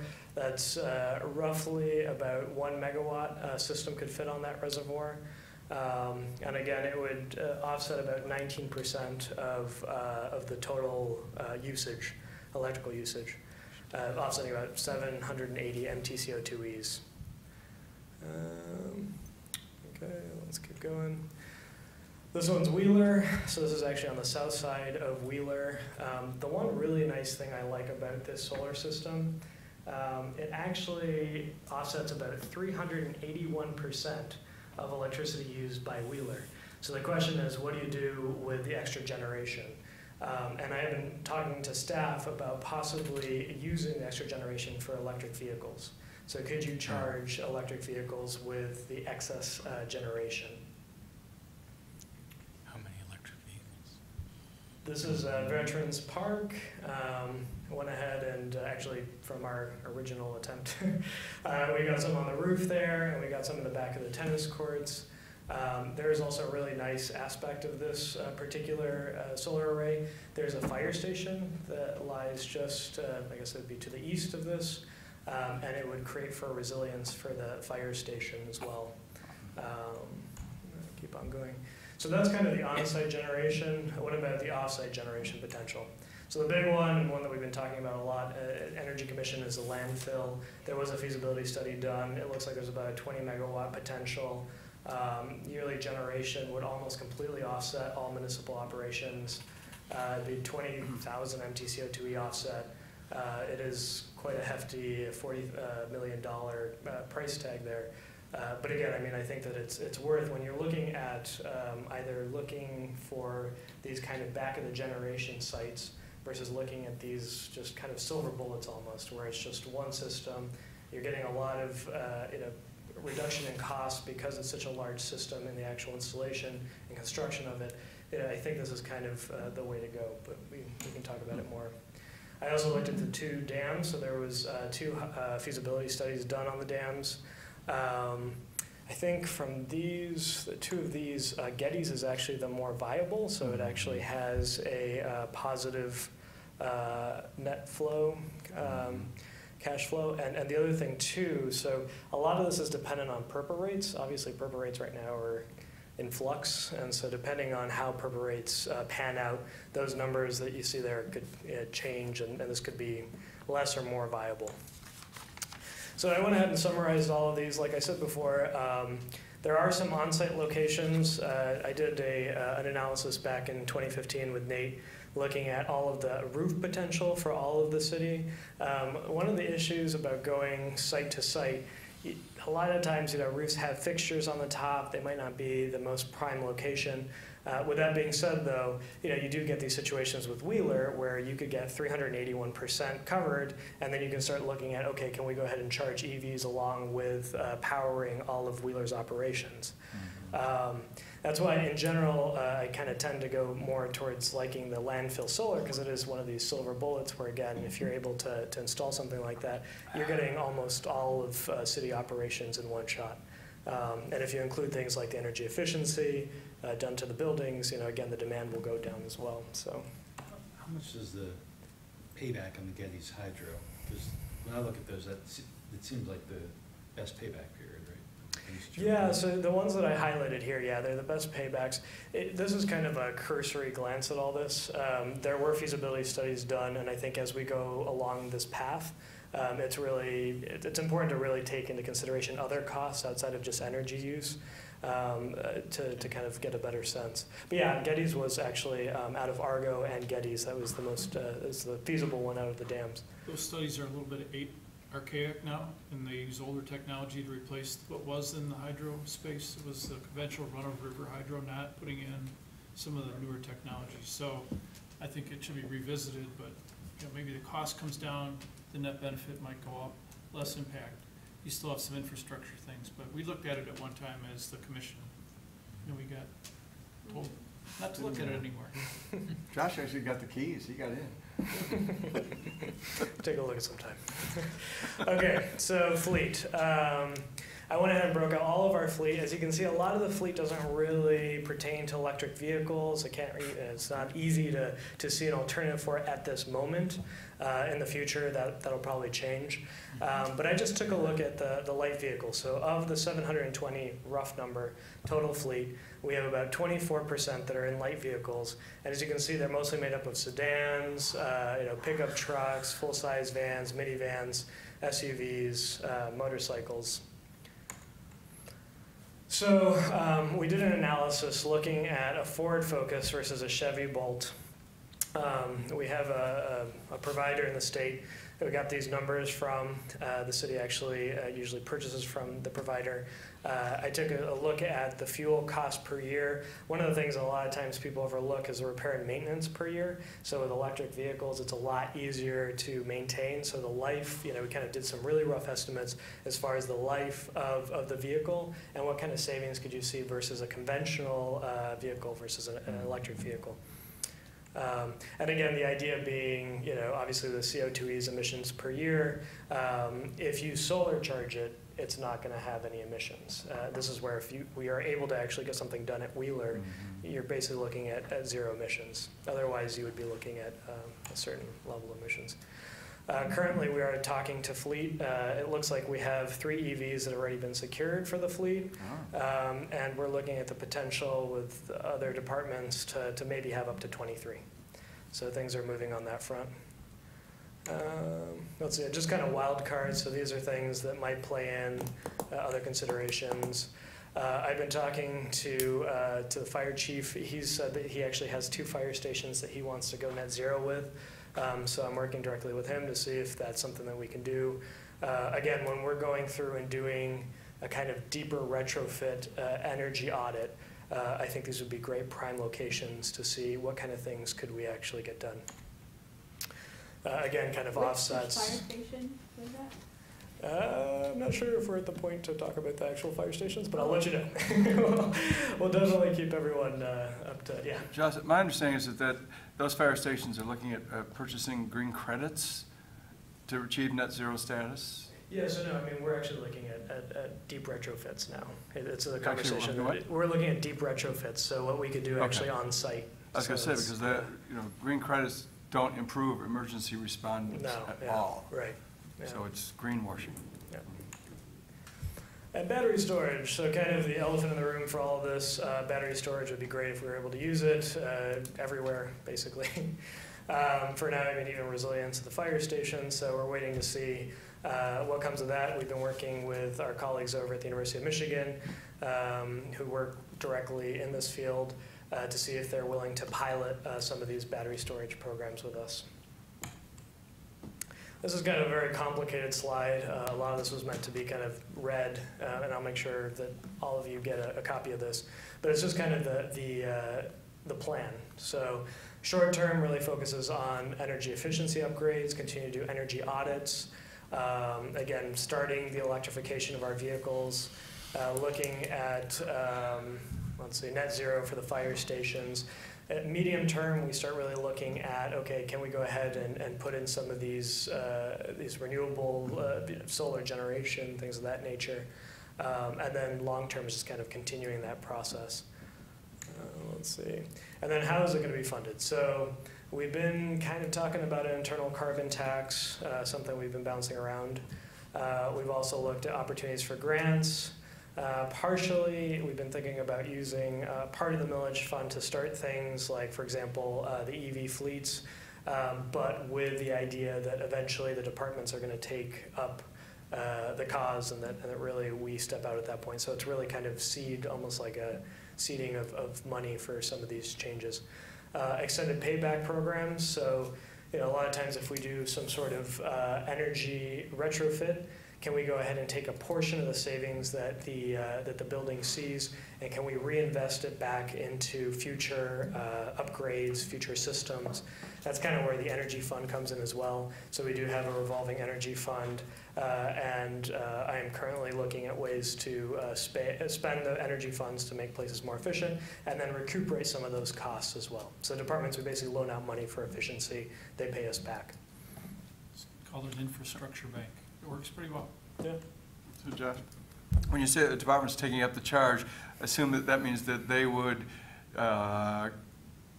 come up with projects and take them through the CIP process. Yep.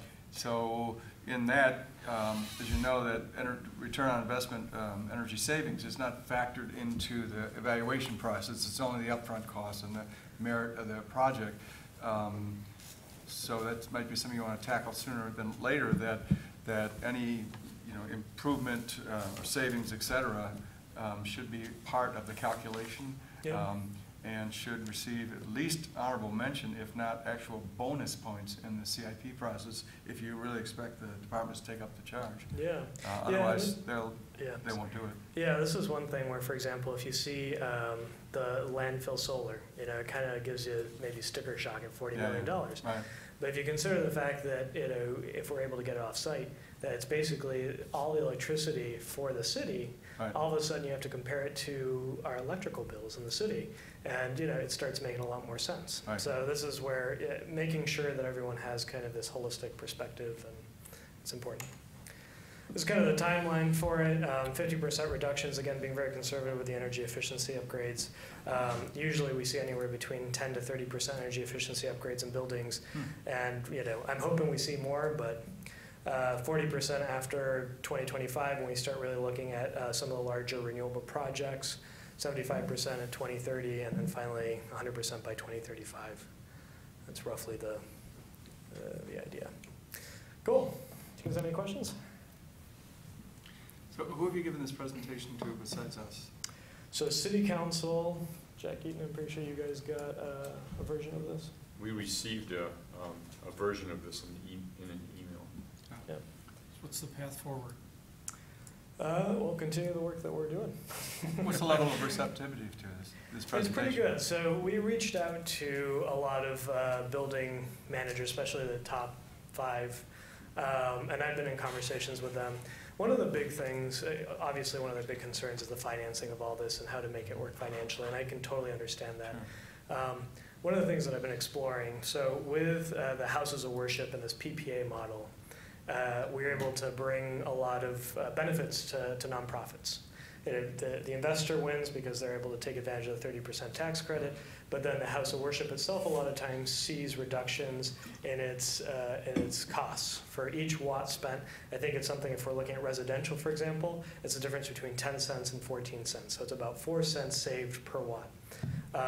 So I think if we can take that PPA model and implement it in places, throughout the city, it might be something to at least look at. What about a community solar option where individuals could buy into those arrays as well? Yeah, You look at that yeah. as I well. mean, I think there's no real definition on an investor necessarily. And when working with the PPA models, we were able to get whole congregations involved. Right. So we had a legal template that allowed multiple congregation members to invest in one system. If that's something that helps us to get investors, get the community involved, I think it'd be a great opportunity.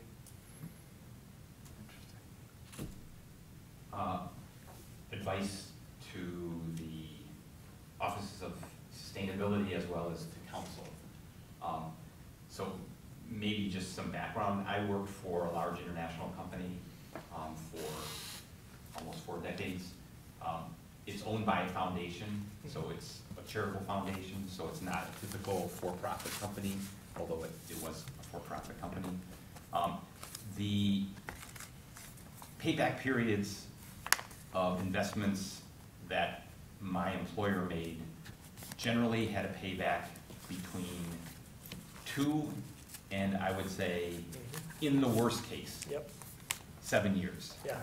And 7 years was something that was a long-term investment. Simply, 7 years didn't come up very often because there was a certain amount of money to make investments, and most of that was used for projects with low paybacks. The paybacks that we're looking at here are 10 to 20 years.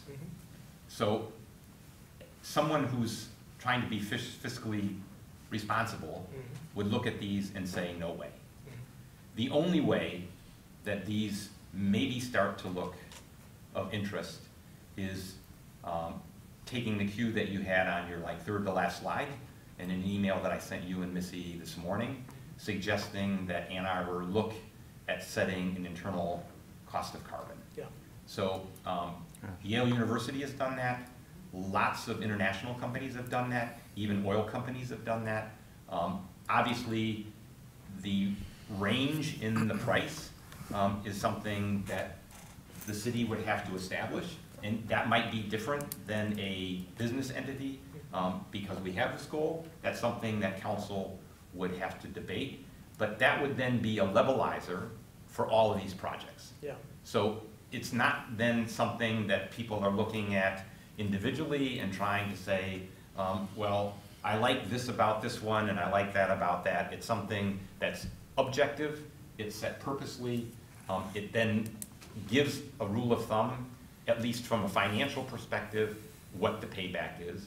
And so that's one relative way of looking at the relative merits of these various projects. And the other is to have another number that's also a relative number that can be used to compare the various projects. That would be, for example, what is the cost or what is the payback period per metric ton saved or something like that. It seems to me there should be a review, and maybe these can be combined into one number, I don't know. But I think the message is, my message would be, my recommendation is, before we move forward on anything other than the energy efficiency side, and even there maybe we should even do it, is really look at the internal price of carbon, setting that number. That may be something that goes up or changes over time as science and financial people are better able to define those numbers. And then that we use that then so that council and the administrator and the CFO and everybody can look at these and say, which of these really make sense. Yeah. Because under normal financial considerations, unfortunately, these don't fly. Yeah. or Yeah, wouldn't we fly. had a very similar issue with the houses of worship because we were looking for investors, and obviously your average investor isn't going to want a 20-year payback. In some ways, that's where congregation members really helped because obviously they're willing to invest in their congregation. Right. And it could be somewhere where, I mean, community members invest. The other thing, too, we've been talking to the National Housing Trust, and they do something like this, PPA models, for municipalities with investors who a lot of times are willing to absorb the longer-term cost of the investment. I should also step back really quickly and say that PPAs come in all sorts and sizes. I mean, we were working with our lawyer, and one of the reasons he was so key to moving the program forward, he was able to make terms that lasted 6 years all the way up to 20 years. Now, with the 6 year, obviously, you're not going to see the same return for the building manager who has to pay more. But there are some variabilities in that. So that's one of the nice things with this National Housing Trust and seeing where that ends up. But outside of that, I mean, I think you're totally right. I mean, I think we're going to have a diverse number of funds that we're actually grabbing money from. Again, these aren't small numbers, and something like a carbon tax could definitely and should be probably part of the mix as well. And the audience should also realize that the payback rates for a lot of these projects is a lot worse than it is for a resident that's buying electricity because the city's rates, electrical rates, are a lot lower. So it's not that every biodigester project or every solar project is a 10 to 20-year payback for a resident because they're paying almost 15 cents a kilowatt hour. Right. In the city, depends on the facility and things like that, but they're typically paying a lot less than that, and that's why the payback periods for a lot of these projects don't look as attractive as maybe what we have in our head from other projects that we've seen. Yeah, that's an at the excellent point. residential level. That's an excellent point. I've had opportunity to look at John's stuff, and I couldn't agree more with his assessment on this. With one small variation, I think on the renewable energy side, there are some cases where moving forward on renewables makes sense, and I would make the suggestion that that is in the case of emergency responders. That to the extent that climate change risk can be localized to one city, then we can rely on traditional methods, utilities and portable generators, both of which, by the way, would be creating more climate change as they're solving this issue. But putting solar on those buildings, police, fire, emergency responders, et cetera, places where we have vehicles or would be charging fleets, make a lot of sense from an emergency response point of view. So perhaps looking at the value of health and safety can be factored into this issue as well. And I would say priority would be given to those buildings for solar first, based just on the fact that we are seeing the negative impacts of climate change hitting our coasts and hitting our country and hitting all over the place, and we're kidding ourselves if we think that this isn't going to get worse and cost the city more, and that emergency response stress is going to go up because of climate change. I think it's important to realize that if you're really talking about keeping a fire station up and running when the grid is down, you're talking about batteries.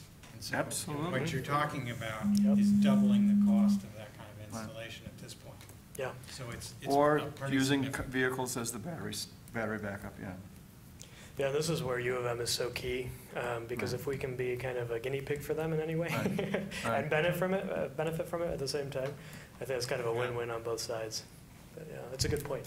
It's definitely, Although I totally agree with, I mean, the great thing about the carbon tax is it's providing the funds to do this. Right. Yeah. Right. But it's important to realize that right now we basically are always up against limited budgets. It's kind of a zero-sum game. So it gets a little difficult, and I'm a little concerned about trying to go out and tax each thing individually because of the additional work involved in doing that, and the fact that different parts of the city's budget are more constrained than others and may have different reasons or different importance as far as maintaining certain things. So the simple way to do it would be to basically say, well, okay, it's basically, council says, we're gonna look at our annual emissions, and we're gonna basically say we're gonna multiply that by $5 a ton or whatever, and that's the amount of money that we're gonna spend on reducing that every year. Mhm. And then you figure out where the best programs are and divide that money up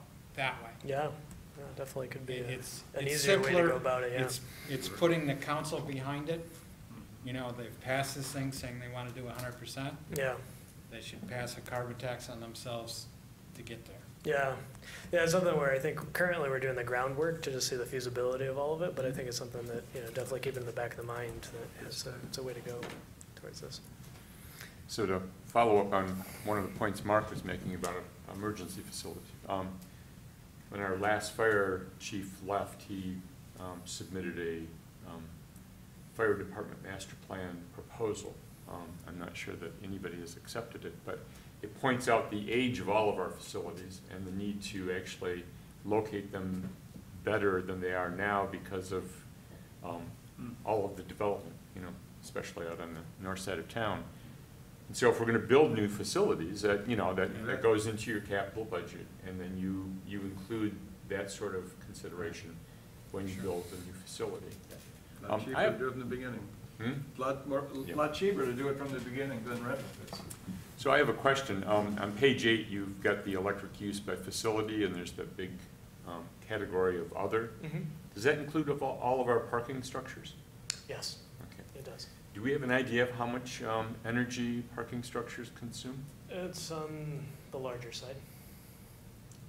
I mean, you could say below 2% of all of our actual electric use.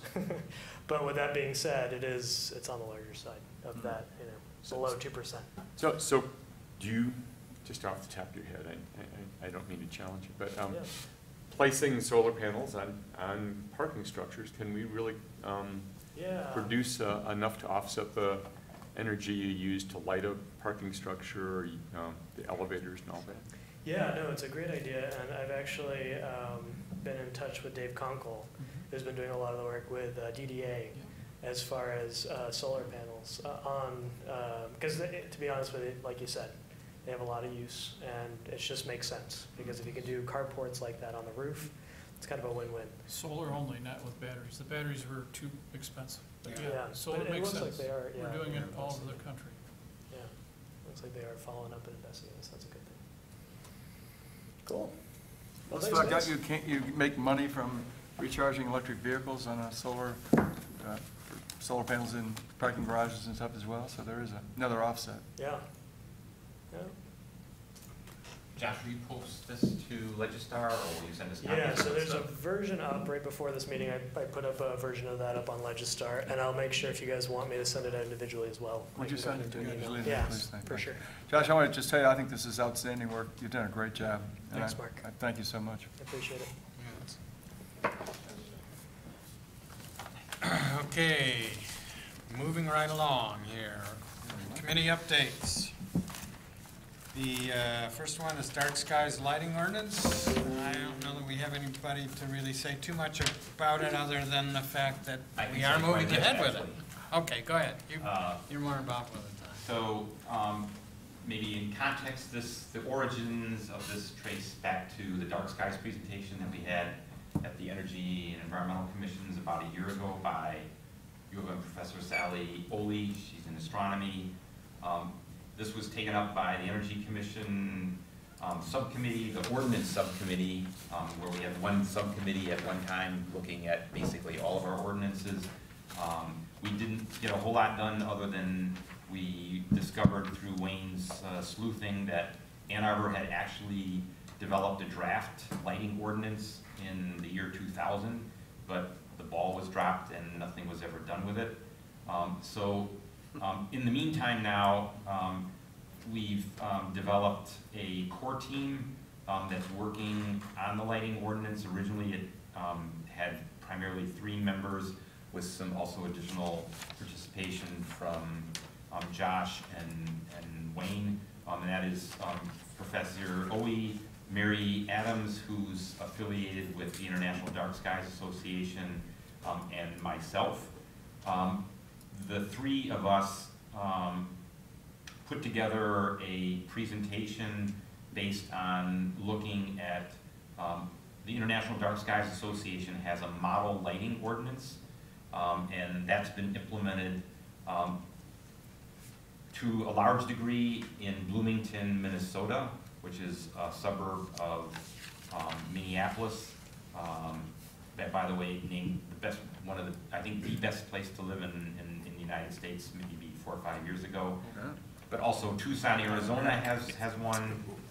Pennsylvania has a Pennsylvania Lighting Council, and they have 50 ordinances, municipalities in Pennsylvania with various forms of municipal ordinances.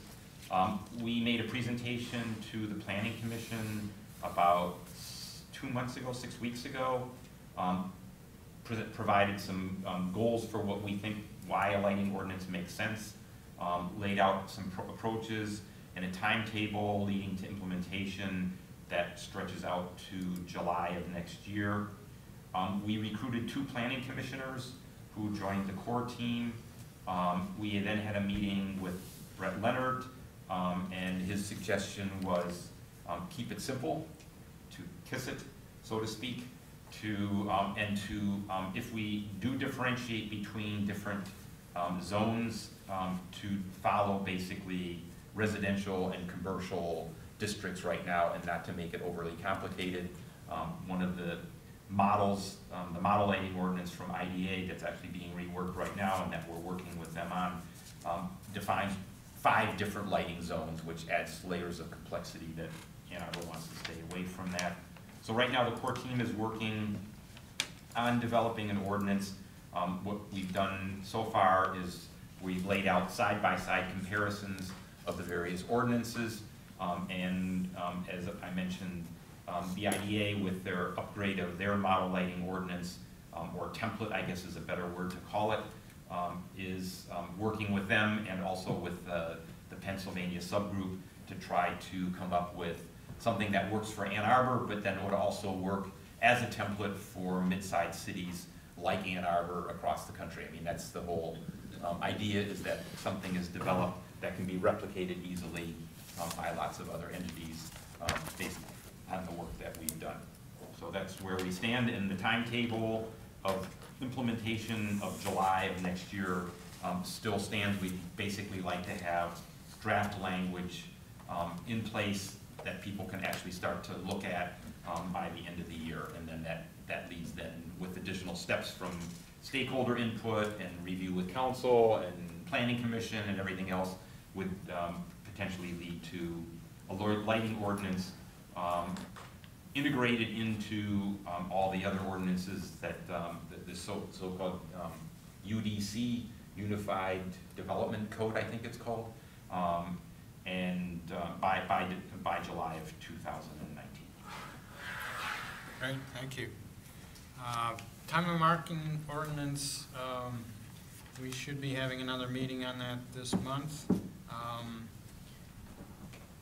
We met over the summer with some members from the real estate community, and they expressed some concern about costs and other things, but I think we're going to try and move ahead with something on this, get it to council by the end of the year, hopefully. Do you want to explain in 3 sentences what it is? Okay, so basically, as a way of helping educate the public as to what their energy use is if they are looking at buying what it would cost them to heat and cool and electrify their house that they're looking at.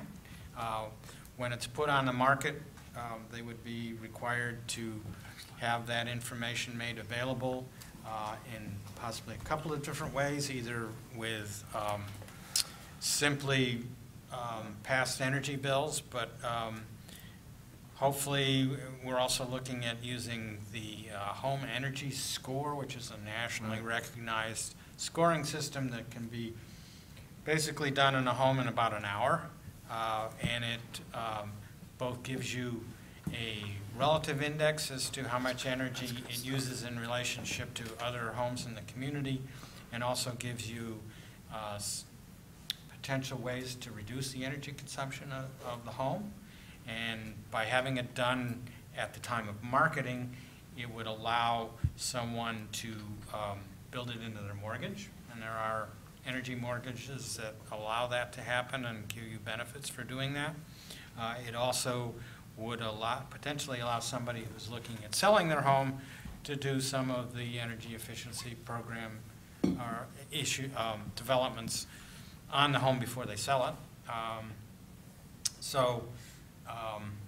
There is some cost involved. We're looking at probably between $250 and $300 an audit. But since there's something like a couple of thousand houses that are sold each year in Ann Arbor, we would over time actually potentially bring a lot of these up to better energy efficiency. So I think it's something to try and enact. It's been done in several other cities around the country. So Portland and Austin. mm-hmm. And we're working with a U of M researcher who's studied Austin extensively and has shown that homes that improve their scores actually command a higher price and essentially pay back essentially for the upgrades made. So. Right. And studies have shown that they're sold more quickly as well.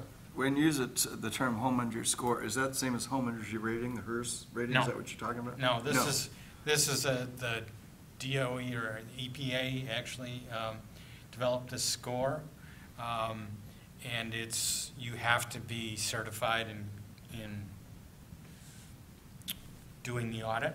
Okay. But there's a nonprofit on the western part of the state that is a partner for that that I've talked to, and they're certainly would like to work with us on getting trained auditors in the community so that we could enact this. It would go in over somewhat of a period of time because a program like this, you can't start it overnight. You have to have auditors trained and everything too. So I know that the Energy Star program, and when I was working with the state, the HERS rating was sort of the state of the art, and it made a big difference for financing. So the HERS rating is much more involved, costs more, and this is an easier and cheaper way of doing it, and it gives you a little bit simpler, how shall I say it?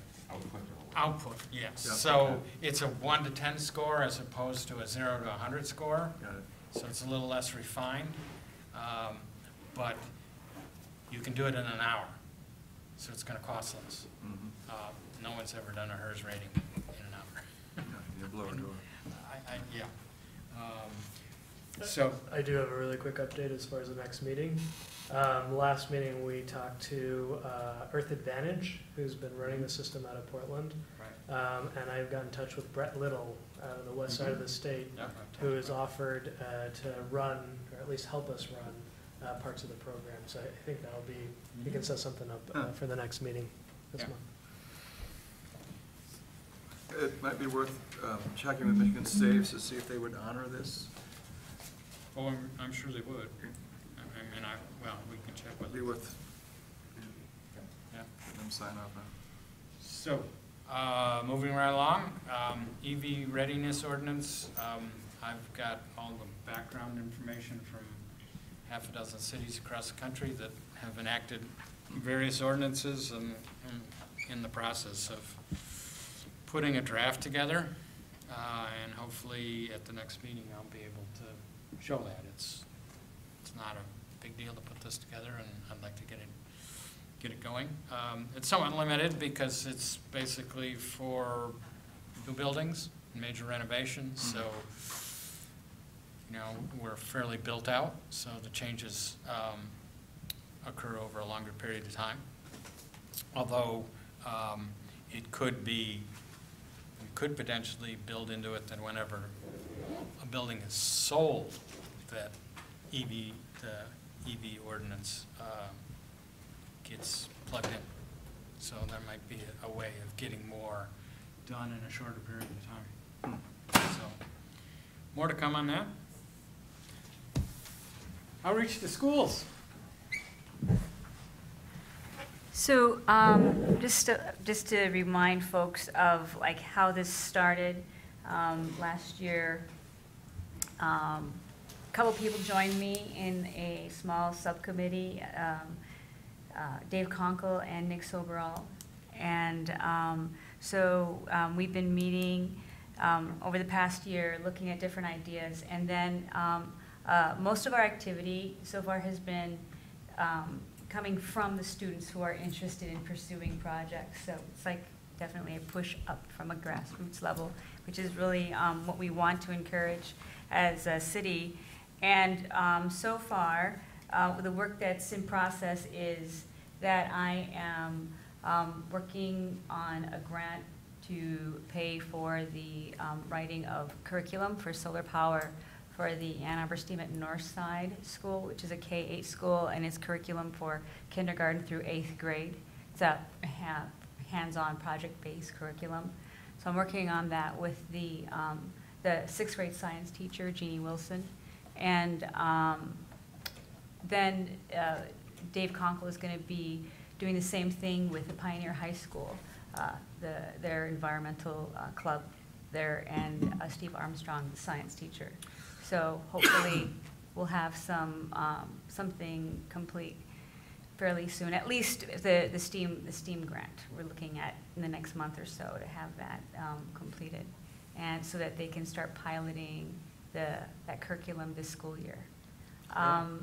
Who's the grant going to? It's going to go to the school, to No, the Ann Arbor who are you Student asking money Center. for? From? Oh, I'm sorry. The Sustainable Ann Arbor Neighborhood Grant Program that I learned about from you here. Anyway, okay. You might want to take a run at Dow Foundation. They were funding solar curriculum for a little while. Okay. I don't know if they still are, but it's worth a check. All right. Yeah. Okay. Thank you. Let's see. Yeah, that's a bit about it. Other than that, something just to kind of loop you in on another very large organization that's actively considering its sustainability efforts, looking at its sustainability opportunities, is the Ann Arbor Public School System. I'm a member of an advisory committee, Environment and Sustainability Advisory Committee, and so they started meeting at the end of last school year, and have been looking at what other schools throughout the country are doing, and from a number of different perspectives, like indoor quality, renewable energy production, energy efficiency, how to, what to do with the unused portion of school grounds, things like that. So it's really interesting, some of the things that we're learning about what other areas of the country are doing. And then hopefully next spring there'll be a comprehensive recommendation that will be provided to the superintendent for decisions to be made. Wonderful. Have you looked at the Utilities Foundation, DTE's foundation, or Consumers Energy's foundation? It No. might be worth submitting that grant to them, too. I can help you with that. Plus, I'm helping Dave a little bit on Pioneer, so anything I can do to help. Yeah. Okay, very good. Yeah, thank you. Wonderful. Mhm. Glad to see that's moving forward. Community outreach, solar and EO programs. I think we kind of covered it with the power hours. Yeah. Report from the Environmental Commission.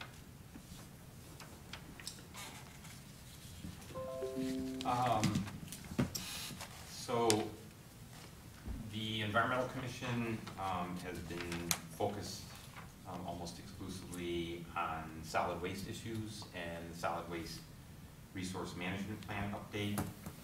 The last meeting was dedicated entirely to that.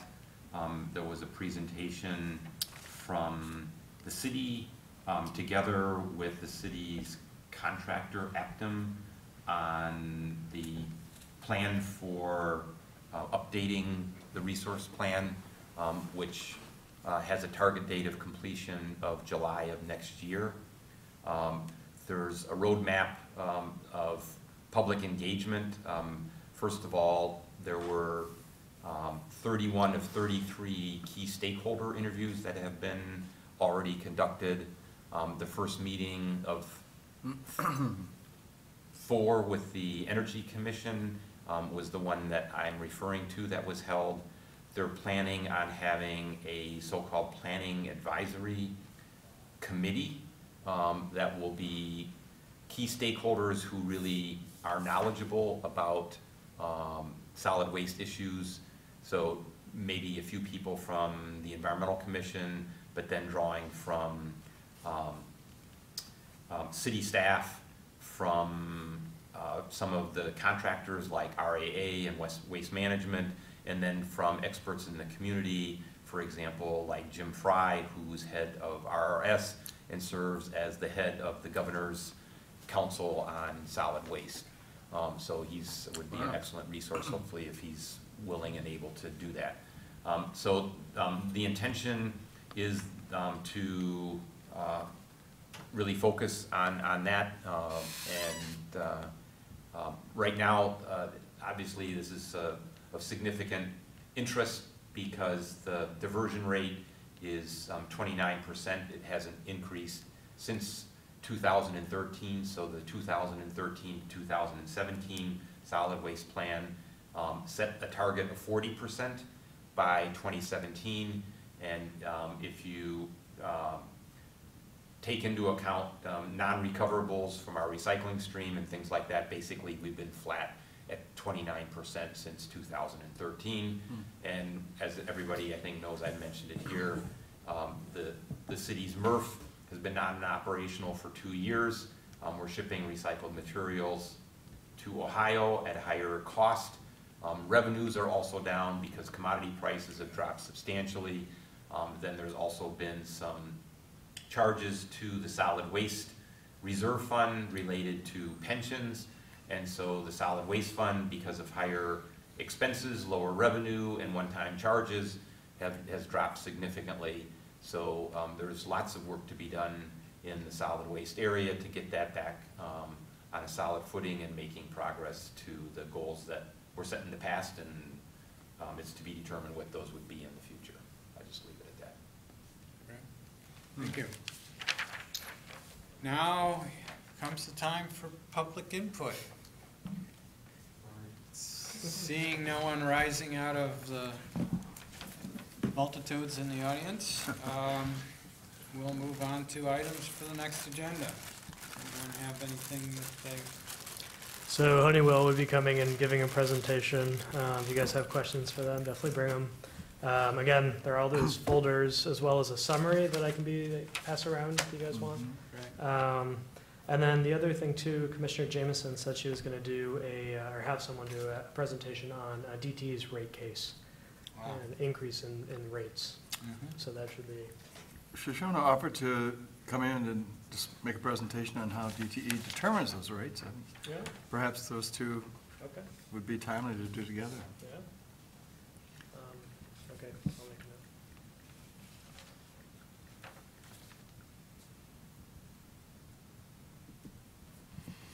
a note.